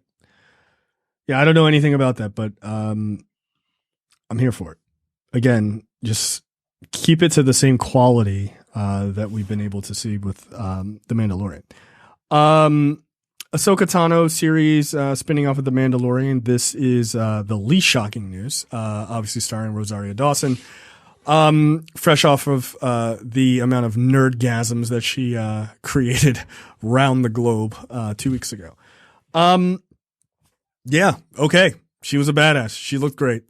I just thought it was good. I thought it was excellent. Yeah, like you said, this is the least shocking news of the day. Right? Yeah, like everyone knew this was coming. Right. So yeah, I am very much okay with this. Here is an interesting one. Star Wars Rangers of the New Republic. So, this is another live action series heading to Disney Plus. Now, here's the thing about Rangers of the New Republic. You know who's a Ranger of the New Republic? Gina Carano's character in The Mandalorian. Is she going to be the star of the show? Is she going to be on the show? Will you be able to find her on Parler? I don't know. Again, you can't necessarily tell people they can't work just because they have shitty opinions. Yeah. So if I honestly, yeah, I think she might still be in this. Cara Dune. Well, we'll see. Yeah. We don't know who or what the Rangers even are, this article says. But yeah, it's pretty likely that she'll be there. So that's kind of cool, I guess. If you like old thick and dumb Gina Carano. And I do. So I think sort of thick and dumb. And she is. I mean, head is a little thick, but also in other ways. But God bless. I got no problem with it. But yeah, so she probably will show up in this, probably to some larger degree. It's a shame that she really fucked. What's up? I would imagine she would be being tapped to be the star of this. I could see that. Also, she's not a very good actress, so maybe you want to have her have a significant recurring role, but maybe not the lead. And I think people remember Haywire. For some reason, people think that movie's good. I don't understand that. Besides the fighting, what was good? The acting? Was the acting good? Are you sure? It was bad. But yeah, I'm here to watch old Thick and Looper do her thing if that's what they decide to do. Obi-Wan Kenobi series in the works now. That is finally official. Hayden Christensen will be joining the cast as Darth Vader. That is fucking super interesting. I'm fine with that. Again, I am willing to put more of his performance on George Lucas than I am him. And because George Lucas, he's from all accounts, he is not an actor's director. No, he is not. So, he is I that is the material and the direction that guy has been given. That is what I will blame that on. And again, super interesting.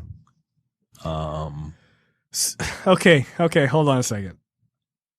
I'm reading this article. One, Deborah Chow is directing the series. She directed some of the season 1 of The Mandalorian. Good news. Kathleen Kennedy promises, quote, the rematch of the century between Obi-Wan and Vader. Oh, are they really going to do this? They're going to have him throw down? I kind of love that. Because the Vader we saw in Rogue One was no fucking joke. Is he coming back as, well, yeah, to play the role of Darth Vader? Okay. He's a man in the suit. I kind of love it. Look, I'm not going to lie. Like, this takes place before the original trilogy and after he got his legs cut off. This is like pissed. But it's not like, it's not, he's certainly not Alec Guinness, Obi-Wan, right? Like he's still a younger Obi-Wan. Yeah. Obi-Wan Kenobi begins 10 years after the dramatic events of Revenge of the Sith. Yeah. Okay. All right. I mean, so he's not going to call him Darth like Alec Guinness did in that original movie. Yeah. Like, nigga, I don't know who the fuck you are. Yeah, you're only a master of evil, Darth, which is like saying you're only a master of evil, King. Yeah, like it's a title, yo. Yeah. Seems like a weird thing to say to me. That would be a really cool thing to actually see a fight between those two. That's not just two old men standing around. No, I want Darth Vader from Rogue One. That's what I want. I want people to be like, yo, oh shit, here comes Darth Vader. We got to get the hell out of here. It was one of the greatest scenes of all time. I might watch that shit again tonight. Yeah, it's on YouTube. Yeah, you can find it. I watched it the other day. I was like, oh look, he's killing them again. Oh, this is adorable. Run. You're fucked. Yeah, Revenge of the Sith came out in 2005. So I don't know why they said 10 years. Like, why not just say the amount of years? Like, just say 15 or 20 years. Like, it's fine. But it'll be interesting to see Hayden Christensen, like, has he matured as an actor to fucking rock this role? And, like, how does the voice work? Are we getting James Earl Jones? Because James Earl Jones now sounds old. Yeah. Or do we get someone else? I mean, they've certainly gotten other people to do the voices for toys and shit. Like, yeah, they've gotten other actors to do it. So you just get another actor. You just get another actor to do that voice. Yeah. That heavily modulated voice anyway. Right, exactly. So you can definitely pull it off. But I kind of love the idea of him being the big bad and them kind of chasing Obi-Wan around a little bit, like trying to fuck him up. That would be kind of dope. Because there's a lot you can do there. There's a ton you could do. Like, he just shows up. You're like, oh shit, it's Darth Vader. It's like, and like he's in the middle of some other mission. He's just like, yeah, motherfucker, I'm still tracking you. I want your head. I like that. It's kind of like there's this game that came out, the latest Star Wars game that came out, and at the end, yeah, you have to fight fucking Darth Vader, and you don't win. Really? It's Darth Vader, yo. Like you're a nobody. You're a redheaded zilch. Yeah, you're not beating Darth Vader, but you fight him, and you fight him in order to get away from him. Oh, okay. They do a really, really good job of making Vader just a force to be reckoned with. Good. And you're just trying to survive. And that is the same thing that Rogue One did, right? Like, he's a force. He's that dark red light at the end of that ominous tunnel. Everything should be fine. Oh fuck. That's one of the dude. Everybody was so fucking amped when that shit happened in theaters. They were like, "Oh my god, it was awesome!" You didn't see it coming. It was great. It's great. Yeah, I'm totally here for this. I can't believe I'm saying this, but I'm super excited to see Hayden Christensen come back. That's actually kind of awesome because I want to see him get his redemption, just like Boba Fett. Everybody should get a redemption, man. Like, if you can give it to him, give him one. All right, let's start with the small things and move into the big things. Marvel Studios makes a number of massive announcements. They are doing an I Am Groot and a Guardians of the Galaxy holiday special. These are both going to be on Disney Plus. That's fine.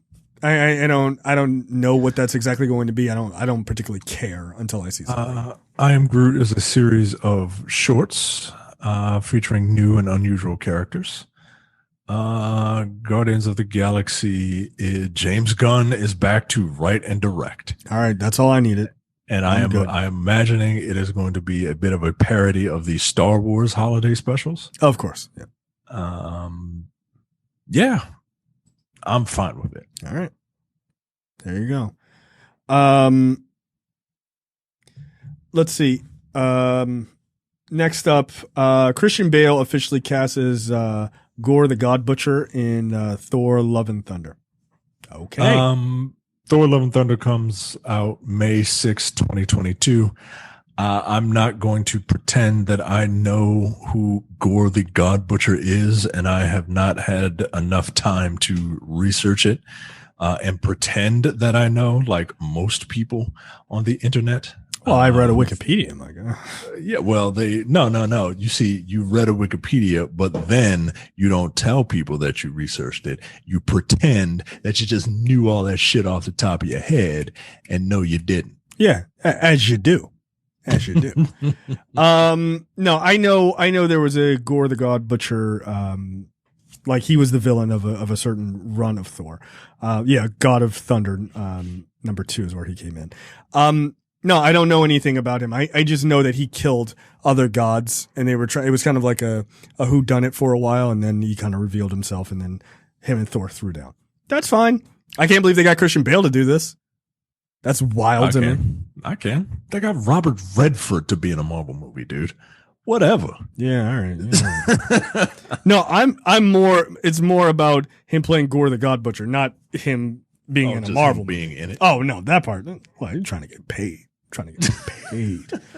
I get it. It's not like Christian Bale is suffering for work. But no, that part's not surprising. Who he's playing is surprising to me. So yeah, cool. Great news. Next up, Captain Marvel 2 will feature Miss Marvel, Iman Vellani, excuse me, and Teyana Paris as Monica Rambeau. Great. They are filling out this cast. I hope that somebody plays perhaps a power-sucking mutant named Rogue. That would be fucking dope. Have you seen the controversy surrounding Ms. Marvel? No. Go for it. There was a hashtag that was being popularized or trending or whatever the word is. Hashtag fix Ms. Marvel. Ms. Marvel, because some of the cast or rumored cast wasn't quite ethnic enough, I guess. All right.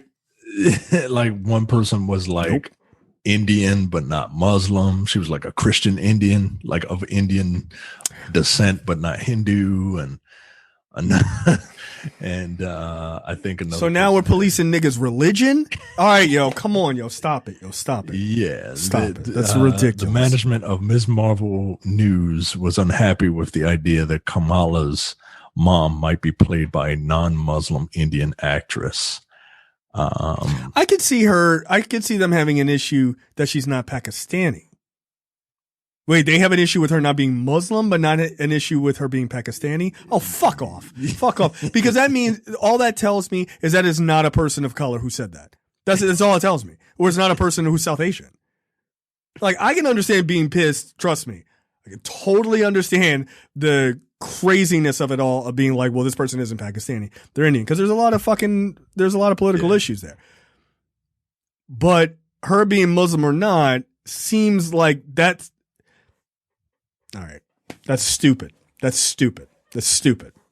That's stupid. And come on, yo, that's one stupid. of her friends, one of Ms. Marvel's friends, Nakia Bahadir, might be played by a half Caucasian Christian actress, when she is actually a Turkish Muslim.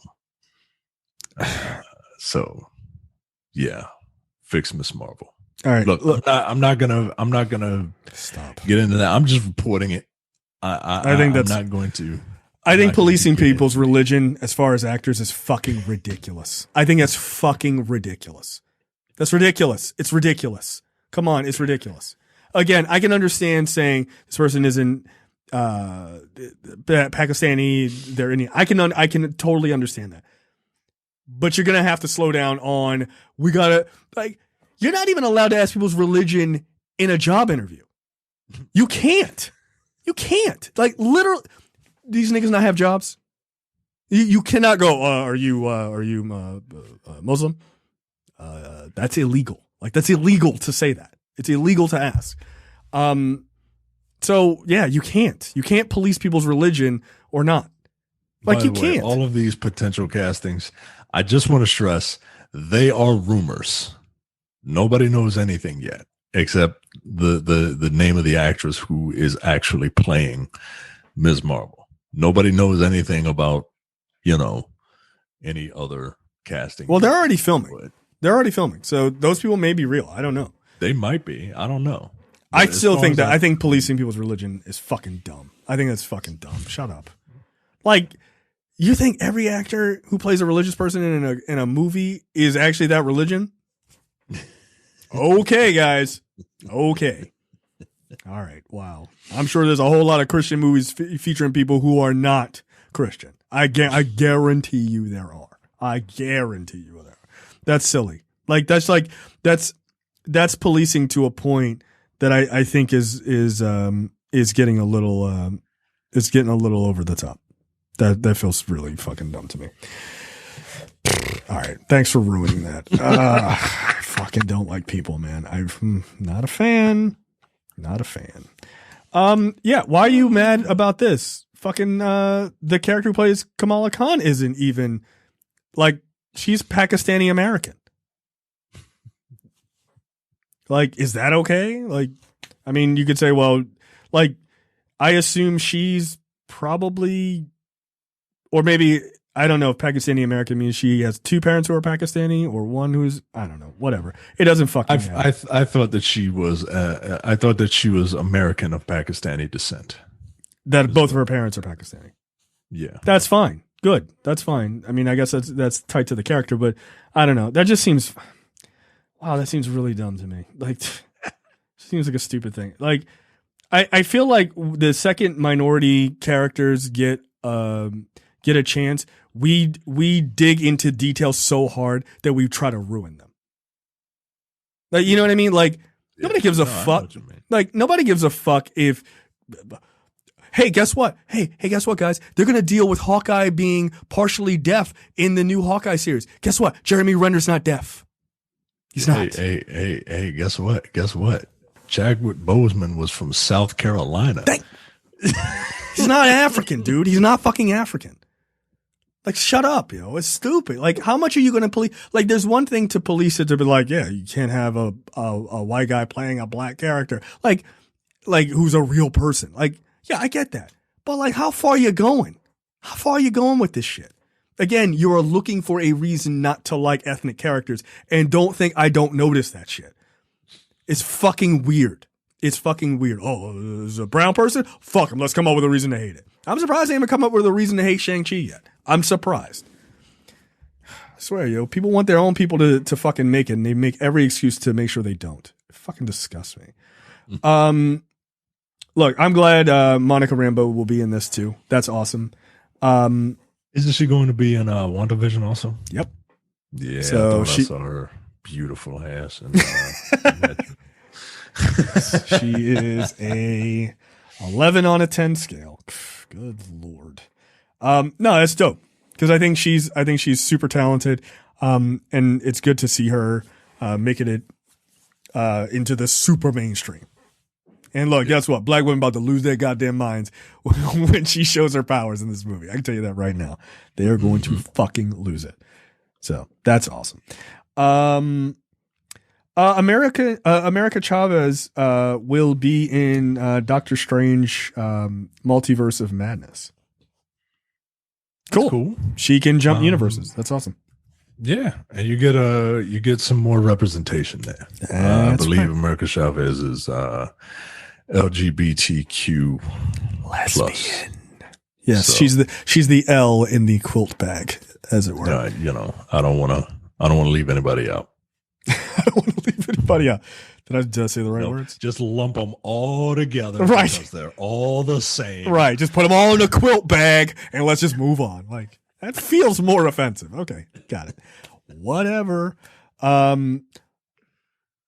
So Doctor Strange into the Multiverse of Madness sequel to the original Doctor Strange. I really enjoy Doctor Strange. I know most people don't. I think it's okay because it feels like, one, feels way too close to Iron Man. Two, it feels way too close to a Phase 1 movie when we are out of Phase 1.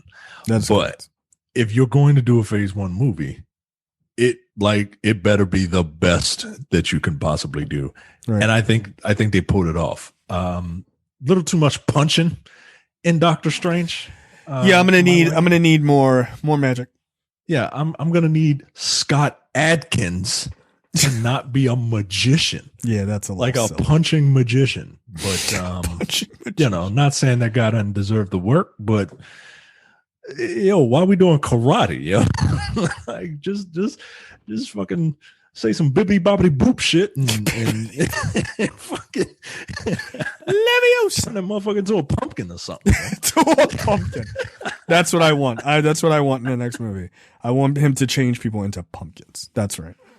Like pumpkin, nigga. Pumpkin. But I really enjoyed Doctor Strange way more than most people, I think. And I'm super excited for this sequel. It looks like it's gonna be stacked. Like, how are they gonna? I'm wondering how they're gonna fit all of this movie into this movie. Well, here's the thing. This, I guess the way they're going to kind of front load this is in WandaVision, right? Where they're going to establish at least her weirdo powers, thus adding her to likely be the villain of sorts in this. It's gonna be weird. It's gonna be very, very weird. I look forward to it though. Yeah. I think it's gonna be the jumping off point for Spider-Man 3 as well. Well, yeah, I feel like it has to be. Like, part of me feels like they're doing this movie to set up Spider-Man 3. Yeah, but I think you're going to see a lot more universe hopping, because I think it's setting up Spider-Man 3, and I also think it's setting up something else that we'll talk about later. So,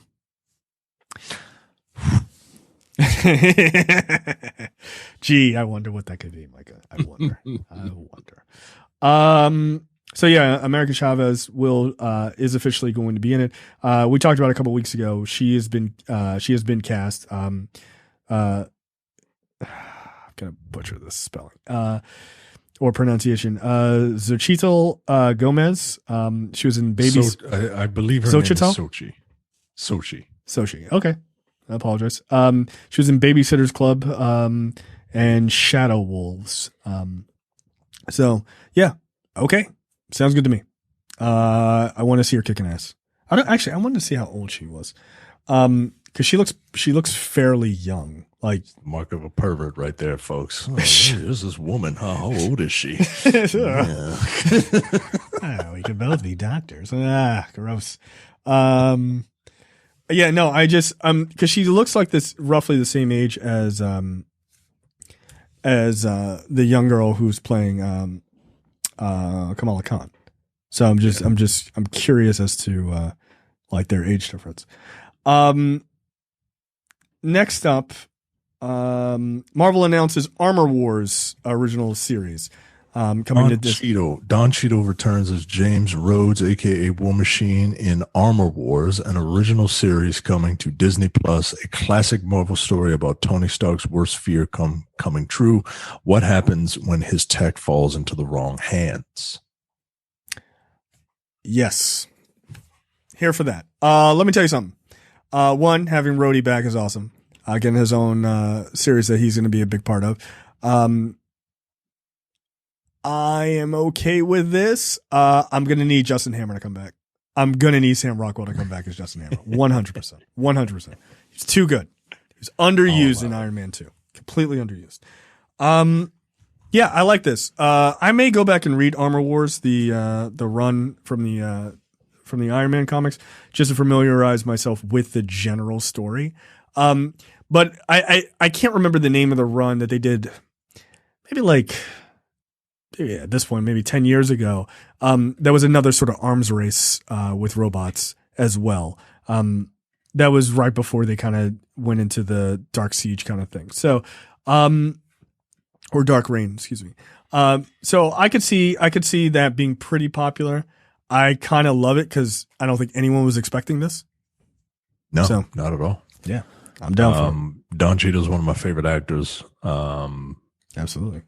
And I don't know, is he underrated? Yes. Or he is disgustingly underrated. I feel like he is, and I feel like he needs to be in more things because everything I see him in, I love him in it. The movies might not be that great, but he is far and away some of the best things in them.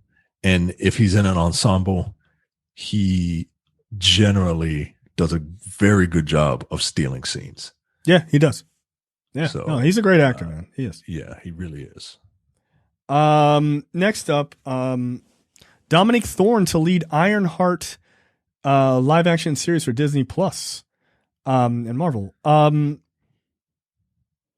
soon to Disney Plus, Dominic Thorne is a genius inventor, Riri Williams, in Ironheart, an original series about the creator of the most advanced suit of armor since Iron Man. Look, that's a hell of a push. That's what you call putting somebody over. Yeah, nah, she better than Tony Stark. Wow, all right. I'm not gonna lie. I'm super excited for this because I love the Iron Man movies because I like tech and it's fun to watch and it's cool to see people come up with this kind of shit. I'm not the biggest fan of the Ironheart suit, so I'm interested to see how they translate it in live action. I love that they're doing something that I have been asking for years, which is building a team of young people, right? To sustain this universe. You got Spider-Man, you got Ironheart, you got possibly Shuri as Black Panther at some point. You got a lot of these characters who are kind of aging out of it. And then you're bringing up Miss Marvel. You're bringing up all these other ones, America Chavez. So this is exactly where they should be going. Yeah, I'm super down for this. This sounds awesome. So we'll see. Yeah, man. It'll be nice to know that at least we will have one Black female superhero on the small screen. But who knows where that can lead? Well, I mean, here's the thing. They're saying all of the Disney Plus series those characters all make it into the movies. Well, there you go. Yeah. So you've got Monica Rambeau and Ironheart at this point. Two Black women. You got America Chavez as a Latin woman. You've got Sam Wilson as a Black man. You've got a lot of diversity, a lot in the second roster, which is dope. Yeah. And then you got Shang-Chi, which is pretty much all of China. Yes. He represents every Asian person. Every East Asian person. It's all the same guy. That's how it works. Secret Invasion, Disney Plus original series starring Samuel L. Jackson and Ben Mendelsohn as Talos. That's coming to Disney Plus as well. Yes, this is what I want. I wanted this to be the big story of the movies, but having a Secret Invasion series is kind of dope because that definitely can go multiple seasons. Yeah, like it makes me wonder what is in store for the film franchises, right? Like you're getting all these very interesting concepts for Disney Plus. I mean, I'm not going to say what's left, right? There's plenty of stories plenty left. Tell. But I'm just curious. I'm curious and excited. Yeah. This is cool, man. Yeah, it's pretty fucking wild. It's pretty goddamn wild. Yeah, we'll see. I don't know how they're going to play this, but it'll be interesting to find out. It'll be very, very interesting to find out. Some of these comments. This is great. I love the comic. I just hope they do it justice. Have you not been paying attention the past decade? But hey, okay. I'm telling you, man, some people really, they don't know how to just go, that's awesome. I can't wait to see what they do. Like, they cannot say that. They have to put a fucking negative on it. Like, why? You don't see all this? Yo, they're the same characters and actors that you've been seeing for fucking the last 18 years. Or fucking whatever amount of years it is. Like, it's just fucking relax. 12 years. Next up, Ant-Man and the Wasp sequel will be called Ant-Man and the Wasp Quantumania. All right, so we're doing more quantum universe stuff. That's dope. I mean, it's their shtick, right? Like, it's the thing that franchise brings to this world. Yeah, this universe, and which is cool. I would have never thought of it, right? Like when they announced an Ant-Man movie, I'm like, yeah, what? Huh? What? He just gets small. That's it. But no, they're. For one, I love the fact that Marvel takes place. The all of this stuff takes place in like a magical science. Oh yeah. It's all all magical science. It's very cool, man. It's very cool. And Peyton Reed will be back. Good. Paul Rudd, Evangeline Lilly, Michael Douglas, Michelle Pfeiffer all return. Catherine Newton joins the cast as Cassie Lang, who will probably end up being Stature by the end of that movie. 100%. And Jonathan Majors as Kang the Conqueror. So I can't believe I'm going to say this. I'm excited for an Ant-Man movie. Yeah. Again, they are in the business of making people eat crow. Like that's their business model at this point. Yeah, tell me the thing you don't like. Word? All right. All right, we'll see. No, I'll fuck with that. Okay, sure. That's going to be a mess. Sure. Okay. Look, I famously on this podcast said that that Guardians of the Galaxy will probably be the end of this whole Marvel experiment, right? Because people are not going to accept it, right? And I came on here and I had that crow well done, because it's a bird and I don't want to get salmonella. So now I will give them the benefit of the doubt for anything. Yeah. Anything. You kind of have to, dude. You got, because they got it. They got a formula and it works. And you can talk about that formula all you want. You still going to see it. Yep. I know a formula. I know a stage one introducing character formula. I know exactly what it is. I'm fine with it. Because I know in episode 2 or sequel 2, they're going to blow the fucking doors off. That's why all this complaining about Captain Marvel is pointless. It's all pointless. Everything you said, oh, they don't understand the blah, blah, blah. All right. We'll see what happens after Captain Marvel 2. See if you got keep that same energy. Just saying, just keep that same energy. That's why, look, I wasn't huge on Doctor Strange. I don't need to bag on it. Why? Because Doctor Strange 2 is going to blow the fucking doors off. You already know. The second he showed up in the fucking Infinity War and Endgame, he blew the fucking doors off. Yeah, of course. They know exactly what they're doing. They get you in. Some people love the first movie. Some people don't. And the second movie blows your doors off. So good. That's what I want. More of that. And look, I liked Ant-Man and the Wasp just fine. Wasn't my favorite Marvel movie by any means. Didn't hate it. Seemed a little odd after all the shit that went down to then watch that. But that's fine. So yeah, we'll see.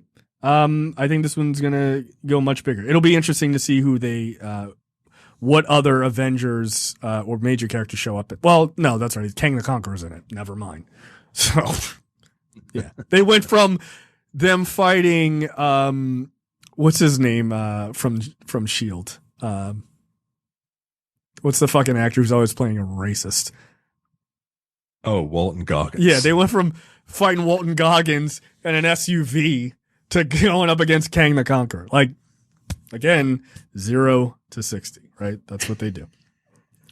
All right, last but certainly not least in movie and TV news, Micah.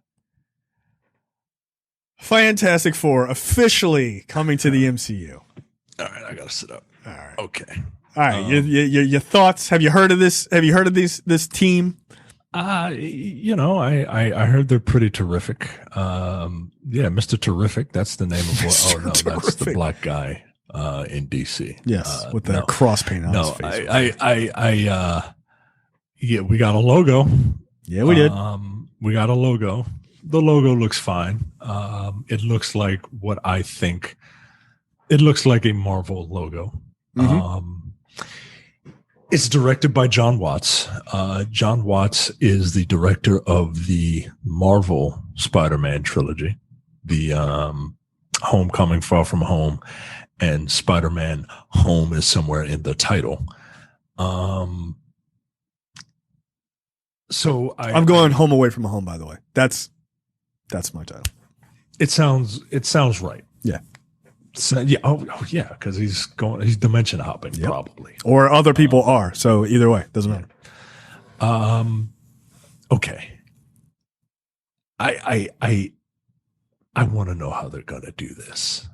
Are they going to be off?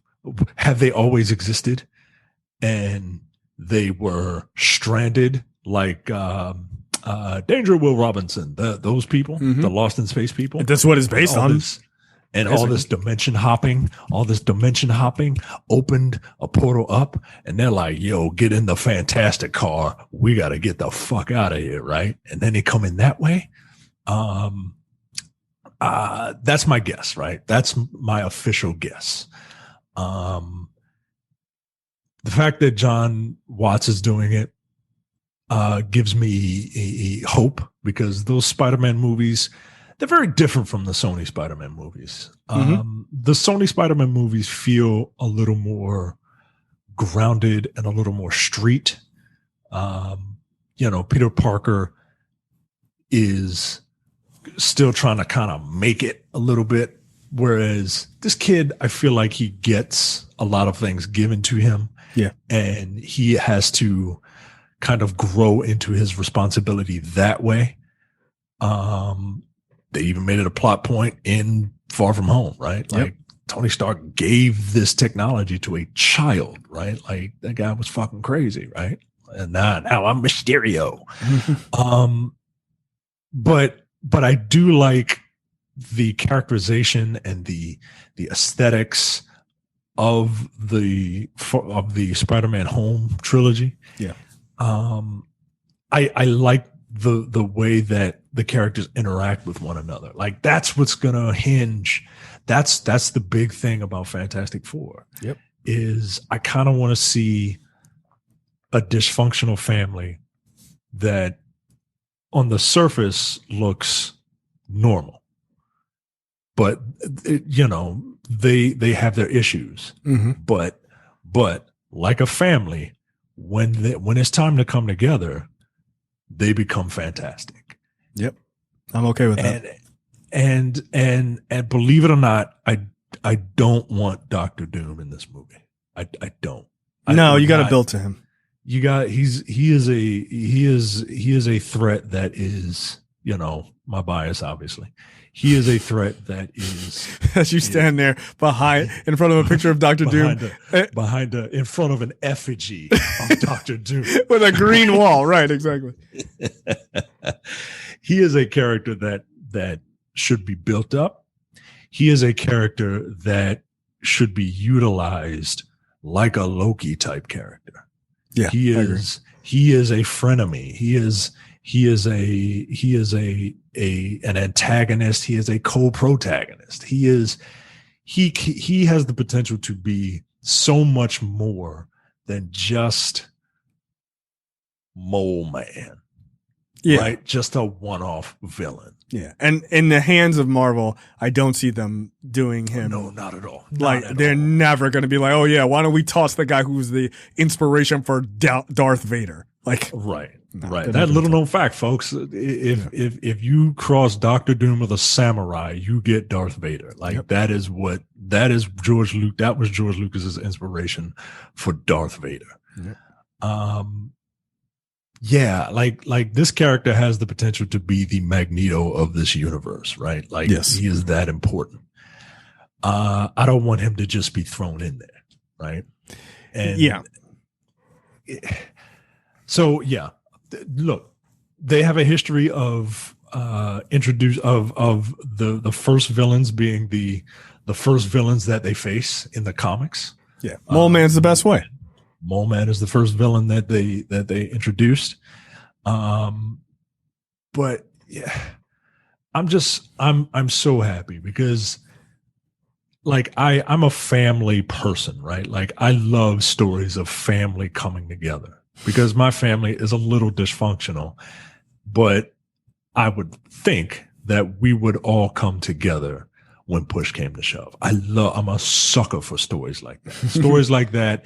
And that's why I'm a sucker for whenever a story is set in New York and there's a tragedy, like New Yorkers coming together to throw Timberlands at vampires. Like I'm a sucker for that, yo. Like I love it. That was one of the funniest fucking parts of that movie.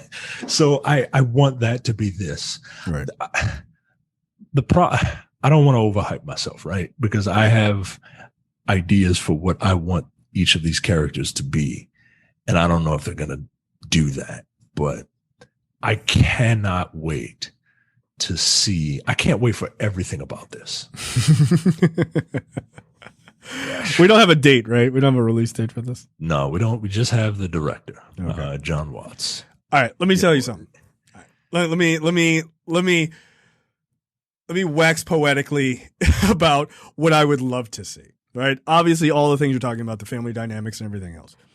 I think there is a reason why you bring John Watts in. One, he has been able to direct those Spider-Man movies with largely a very positive response, right? He is rebooting another thing that has been rebooted 3 times, right? Like, this poor son of a bitch. And he has done very well doing that. So I think that's part of it. Because I think he understands the Marvel brand very well. And interestingly enough, to give him 2 of their like titular series of characters, right? Like that's also this is Marvel's first family and Marvel's poster boy, like, right? To give them both to him is interesting, right? Like that says a lot about their confidence in Watts. The other thing is the timing of this, right? You got Doctor Strange is announced, which that sequel's already been announced, but it is clearly all about the multiverse. Even the title tells you that, right? So if you start back, it actually is starting to make a little bit more sense as to where things are going. I don't know what the end result is, like who the villains are or anything like that, but just somewhat interesting. You've got WandaVision, which is all about ulterior realities, right?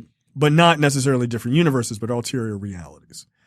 Then that moves directly into Doctor Strange 2, which is all about the multiverse and how maybe those things mix and how maybe she opens something or does something that causes the multiverse to open up, that Strange can get there or something like that. Who knows, right?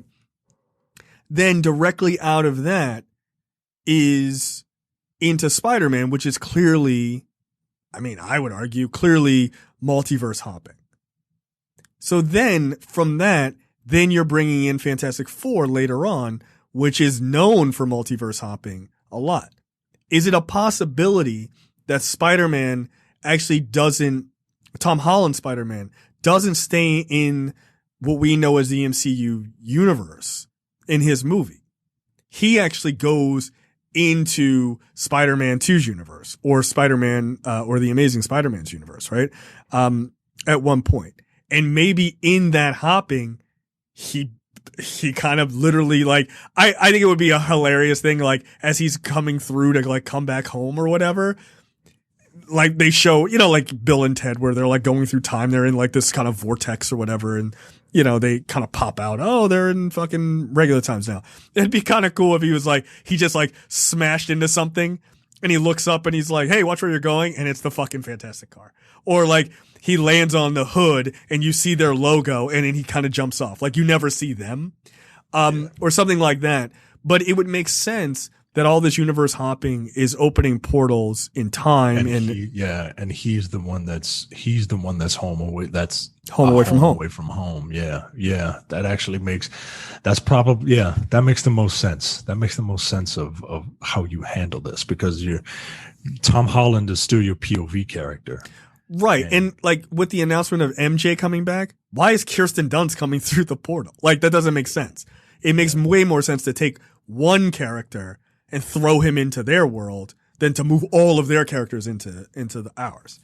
Yeah. Also from a financial standpoint, you don't have to have, from a business standpoint, you're not taking all of Sony shit and cramming it into your universe. You're allowing your golden boy to make their part of the universe better, right? Like just from an optics standpoint, I guess. So yeah, it could be really interesting. And I think maybe that could be the through point to get them in, is that you have Spider-Man who has jumped through these universes and they're like, oh, that's kind of interesting. Why don't we follow him back? And then, you know, they pop out. But the question is like, if they do that, were they from our universe but got trapped at some point? Or are they from a different universe and they got trapped, right? Because that's a little weird. Like they lose all of their friends. They lose everything to come here. But I don't really recall. I mean, they knew the risk when they snuck into that facility to fly up there in the first place, right? Right. But I guess my concern is like, okay, Ben Grimm's wife or girlfriend, is she coming through the portal or does he meet her on the other side? He doesn't meet her yet. He meets her on the other side. Okay. Like I don't remember. But no, they dated before he got powers, right? Like if I recall. Yeah. Right. But you could just retcon that and just say they meet once he's over here. Yeah. The only friend that I know that dickhead Reed Richards has is Doctor Strange. Right, which he would just meet on this side. Yeah, and he would meet after he came through. I have no problem with them just being like, cut him off. You know, maybe that can be their goal, right? Maybe that can be their goal. They come through, but then they kind of get stuck, and then they have to figure out how to get through, how to get back. Right. But it turns out they can't. Maybe we don't want to go back. And then I don't know. I have no idea. I like that idea, right? That at the end, after saving the day, they're like, well, all we did was work in the lab and we didn't have any friends. And now it looks like we have real friends here. So why don't we stay? It's not a bad way to end that. And then you're just building all new relationships and not having to worry about like friends at home. Yeah. So I am super excited for what could happen. Nigga, the Fantastic Four are fucking at Marvel Studios, yo. Fine. I can't. We now have everything. Like, okay, think about how good this shit is. We're not even done yet. Think about how good this shit is. Nigga, we haven't even touched the fucking X-Men yet. They're not even there. There's not even a conversation about them yet. That's crazy. No, that's something that you gotta hold on to. That's something you got to hold on to for. Like, I don't expect the X-Men to be around for a while. This next wave of like product. Yeah, I think this is all original shit. Yep. Then you bring the X-Men in, right? Isn't Charlie Cox going to be in this too? There is rumor of that. That one has not been. That hasn't been substantiated by any of the real news outlets. I've seen bullshit outlets say it. I think people are really trying to will that to happen. By the way, not going to be mad if it did. I would be super happy about it. I think you got to lighten that character up a little bit for the MCU. That character's pretty fucking dark. Jesus Christ. I still think what's the name is wasted as Punisher, frankly. I think he'd be a much better Wolverine, but that's just me. All right, next up. Wow, there's so much. Next up, okay, so that was Fantastic Four. I think what we're going to do, unfortunately, because we're now at 2 hours and 24 minutes, we're going to skip Question of the Week and What the Fuck, because we still have a bunch of trailers. Yeah. Sorry, guys. You can go to facebook.com/the Nerdpocalypse. Is that it? Yep. And take a look at the responses to this week's Question of the Week, all regarding the HBO Max and what Warner's has decided to do. Which seems quite irrelevant in the wake of Marvel and Star Wars is dropping bombs this afternoon. So first up in trailers, Liam Neeson is in another movie. Liam Neeson in The Noun. Yes. He is now playing the marksman, a Texan by way of New Zealand. I don't know what is up with Liam Neeson. I don't know why he has decided to do this in his my dad is in this situation, right? Where he's where he's been attacked by Mexican immigrants. Like he's almost 70 and he still wants to work and he can't. So I know the feeling, but my dad's not rich either. I have to assume that Liam Neeson is worth more than my dad. You don't. You're saying that he's in the same situation as wanting to work. I thought you meant he's really trying to find his own through helping young Mexican kids and killing cartel members. That's weird. I mean, I've known your dad for a really long time. That seems slightly out of character for him. I don't know why Liam Neeson feels that he has. Maybe he doesn't feel that he has to do it. Maybe he just really likes these old man badass movies, but I mean, maybe he does. I think these movies are a bit insane, but that's me. What are you talking about, cowpoke? Why are you trying to pretend to be a Texan, dude? That's insane. Get on, little doggy. What? He's so not the guy for these movies. So he's helping two Mexican immigrants, and then he will be forced, much like John Rambo, to murder as many of them as humanly possible in some sort of makeshift cave at the end, I guess. He kills a lot of people in the trailer for this. Is this the new dad movie? Yeah, this is the new dad movie, 100%. Like these types of movies are just old men reliving their glory days, knowing well, I still got it, Yeah. Just give me a home where the buffalo roam and the deer and the antelope play. I'm a Texan. I'm not seeing this. I'm not. I mean, look, I want to see it, but I don't want to see it. If it's available, like Liam Neeson shoots a tire, right? And then the car does a barrel roll. Yeah. It jumps up 8 feet in the air and does a barrel roll. Almost as if it was had some sort of pressurized thing under the bottom of it to lift it up in the almost I don't know, man, it seemed pretty genuine to me. Oh God. This not no, this ain't it. Ain't it. Nice try though. Yeah, absolutely not.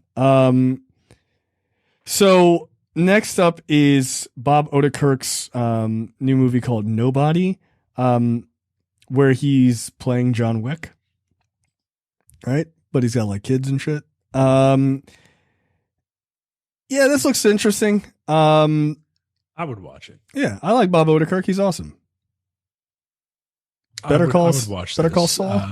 I like the premise. Old man.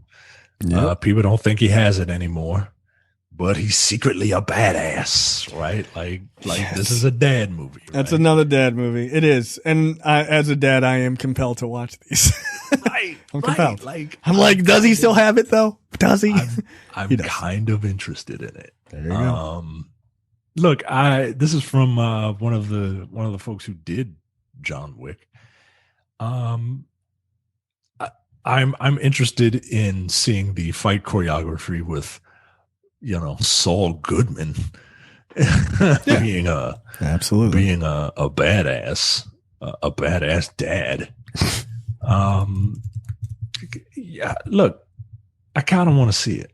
I just don't want to pay to see it. Yeah, this is not one of the things that I'm like. If this was on HBO Max, like you can go ahead and drop this. Then oh, this is an HBO Max day one, man. Absolutely. Yeah. All right, I'm cool with it. I have the next trailer is for The Bad Batch. Look, I'm gonna read what the log line here is, and then I'm going to read you the message I received from Leonardo, a mega Star Wars fan. Let's see. So the log line: Star Wars: The Bad Batch follows the elite and experimental clones of the Bad Batch, first introduced on the show Clone Wars, as they find their way in a rapidly changing galaxy in the immediate aftermath of the Clone War. Members of Bad Batch, a unique squad of clones who vary genetically from their brothers in the clone army. Each possesses a singular exceptional skill that makes them extraordinarily efficient soldiers and a formidable crew. In the post-Clone War era, they will take on daring mercenary missions as they struggle to stay afloat and find new purpose. And it will be exclusive on Disney+. This is what Leonardo wrote to me. The animation, the action, woo! Yo, is that Ming-Na Wen's Fennec Shed in this show? Is Echo the prototype for Imperial implants a la Lobot? Tarkin, return to Camino. Will the Bad Batch be used to hunt down Imperial enemies? Will they ever have their control chips removed? Do they have any? Are they just evil by choice? Will they help Vader hunt down Jedi? Love how the logo arises from the burning of the old Clone Wars title card. Quinlan Vos, this is a super stretch. Yeah. So there you go. It says excited for the Ahsoka Tano series, but it's merely a title card right now. Fingers crossed. And then the Hayden redemption arc starts now. I appreciate his fandom. I told him it's the ramblings of a madman, but no, he's super excited. That's awesome. I appreciate his fandom because he's not a dick. No, he's not. He loves the shit.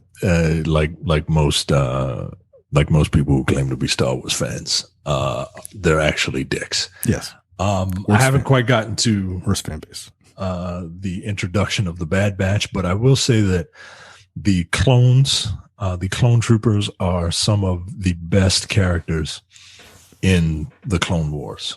Rex, Rex, who they just keep murdering.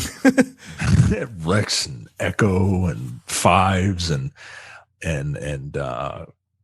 Commander Cody, like all of those characters, they do a very, very good job of differentiating each one of those characters and making them their own. Like that's their arc, right? Like to be more than just a number, to be a name and a person. And, you know, it's not difficult to figure out, but it's told well. And they're some of the better characters in that series. Yeah. I'm close to the end of season 2. Yeah, I'm enjoying it. I'm enjoying it far more than I thought I would be. Yeah. Yeah. This feels like I've seen, I guess, probably the tail end of season 7. My nephew was watching it once here, and it felt more grown up than the stuff that we're seeing in the earlier seasons. This feels much more like the latter end of Clone Wars. So yeah, it has a much more visceral look to it, which I dig. I like the animation too. It looks great. Because the early animation on Clone Wars is. Yeah, it's rough, man. It's a little it's a little rough there in the beginning, but they kind of pump it up as it goes on. Second trailer for WandaVision. Nothing particularly new, but just another look. Let's talk about the trailer for What If. This looks good. I like the animation style on this a lot, actually. Yeah, especially as you, the person that disrespects animation, for you to say that you enjoy that. This is animation is not to be respected as a genre, as a storytelling medium. Yeah, no, I hate it. It's the worst. I immediately go to sleep. No, this actually looks very good. This is the best animation Marvel has ever done. Period. And it's about time because they are terrible at it. Historically, they are terrible at it. Yeah. Now, purists probably. I'm curious to see various opinions of this because this is like a pseudo 3D anime, right? Mm-hmm. Like the style, and there's a lot of contention as to whether or not this is like good in people's eyes, which is weird. Like it's all subjective. Sure. But I dig it. It's clean. It's polished. It looks like money was thrown behind it. Yeah. I like it a lot. And this is not the look that I was expecting from this. So I'm pleasantly surprised. No, I wasn't either. It feels more like the MCU as an animated medium than I would have realized, than I thought it would. It looks really quite fun. So the stories that I can discern is obviously Peggy Carter as Captain America, T'Challa as Star-Lord, which is interesting, having Yondu come to Wakanda instead of just somewhere in America. That's dope. So that one, it looks like something with Doctor Strange. I couldn't quite tell what the story was, but Doctor Strange is fighting Doctor Strange at the end. Also, Peggy Carter is riding on the back of what looks like a War Machine or Iron Man type person. The Watcher is in it. There's a Marvel Zombies, which seems to be following the Winter Soldier around as he's trying to take them down, which is dope. But yeah, the last scene looks like Negative Zone. Negative Zone Doctor Strange versus regular Doctor Strange. I don't know, but it looks good. Either way, yeah, it looks great. Loki Marvel series. What did you think of this? I'm still not as excited as I am for the other ones. I can't quite get a beat on this one. Yeah, this is the one that isn't doing anything for me right now. I mean, it's cool to see Loki back and all that, but is that Doom in this? What? There's a couple of scenes where it's like a cloaked character, and like they take him to, like some government building, which Owen Wilson is in it, which is hilarious. But there's a scene of like a cloaked character lighting fire to a forest, and they clearly have their face covered. And I just can't get a beat on who that is. I don't know. I would like to think that Doctor Doom already exists in this world.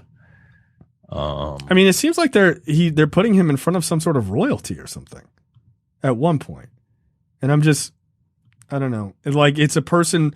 What gave me the sort of Doom vibes is this cloaked person is like, is watching a bunch of TVs at 1 minute, 53 seconds. Yeah, I saw it.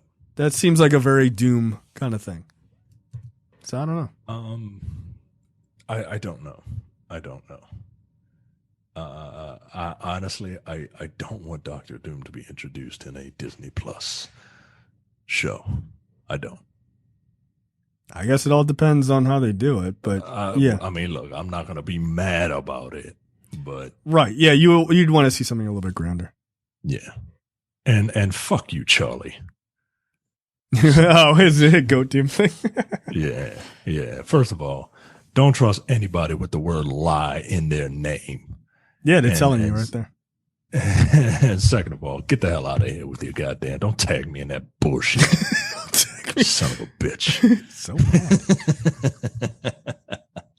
bad. Yeah, I don't know. I'm looking at the icons or whatever, the letters switching at the end. And there's a green one that has a very royal look to it, like Old World. I don't know. I wonder. Well, unless they show that Latvian flag, I'm not buying it. Yeah, no, that's fair. That's fair. I honestly don't know, but that certainly would be interesting. It looks fun. All right, last but certainly not least, first look at Falcon and the Winter Soldier. I don't think I could be happier with this. I don't think I could be happier. I think that having the opening be Sam saying the history of that shield is complicated, where they are literally clearly in the South standing on what looks like a plantation, right? That American story is complicated. It feels to me like they're not going to shy away from that because the U.S. agent is kind of a dick and a racist. You got the not my cap type of shit. And this feels like the type of it's giving me first Black Panther vibes in a lot of ways. Right? Very grounded. I don't know. This looks fucking dope to me. Yeah, this does.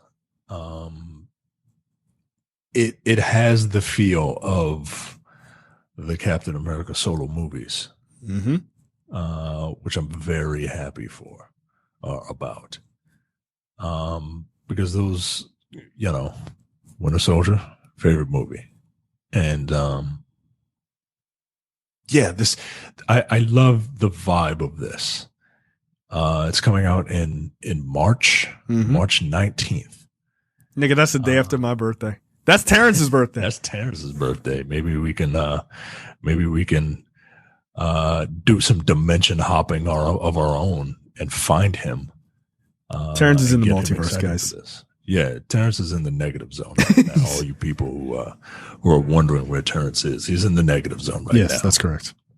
Being bombarded with cosmic rays, and then he's going to come back looking like the Thing. I believe that. Yeah, because he's fucking rigid. He's rigid. He's rigid but lovable. That is him. That's true.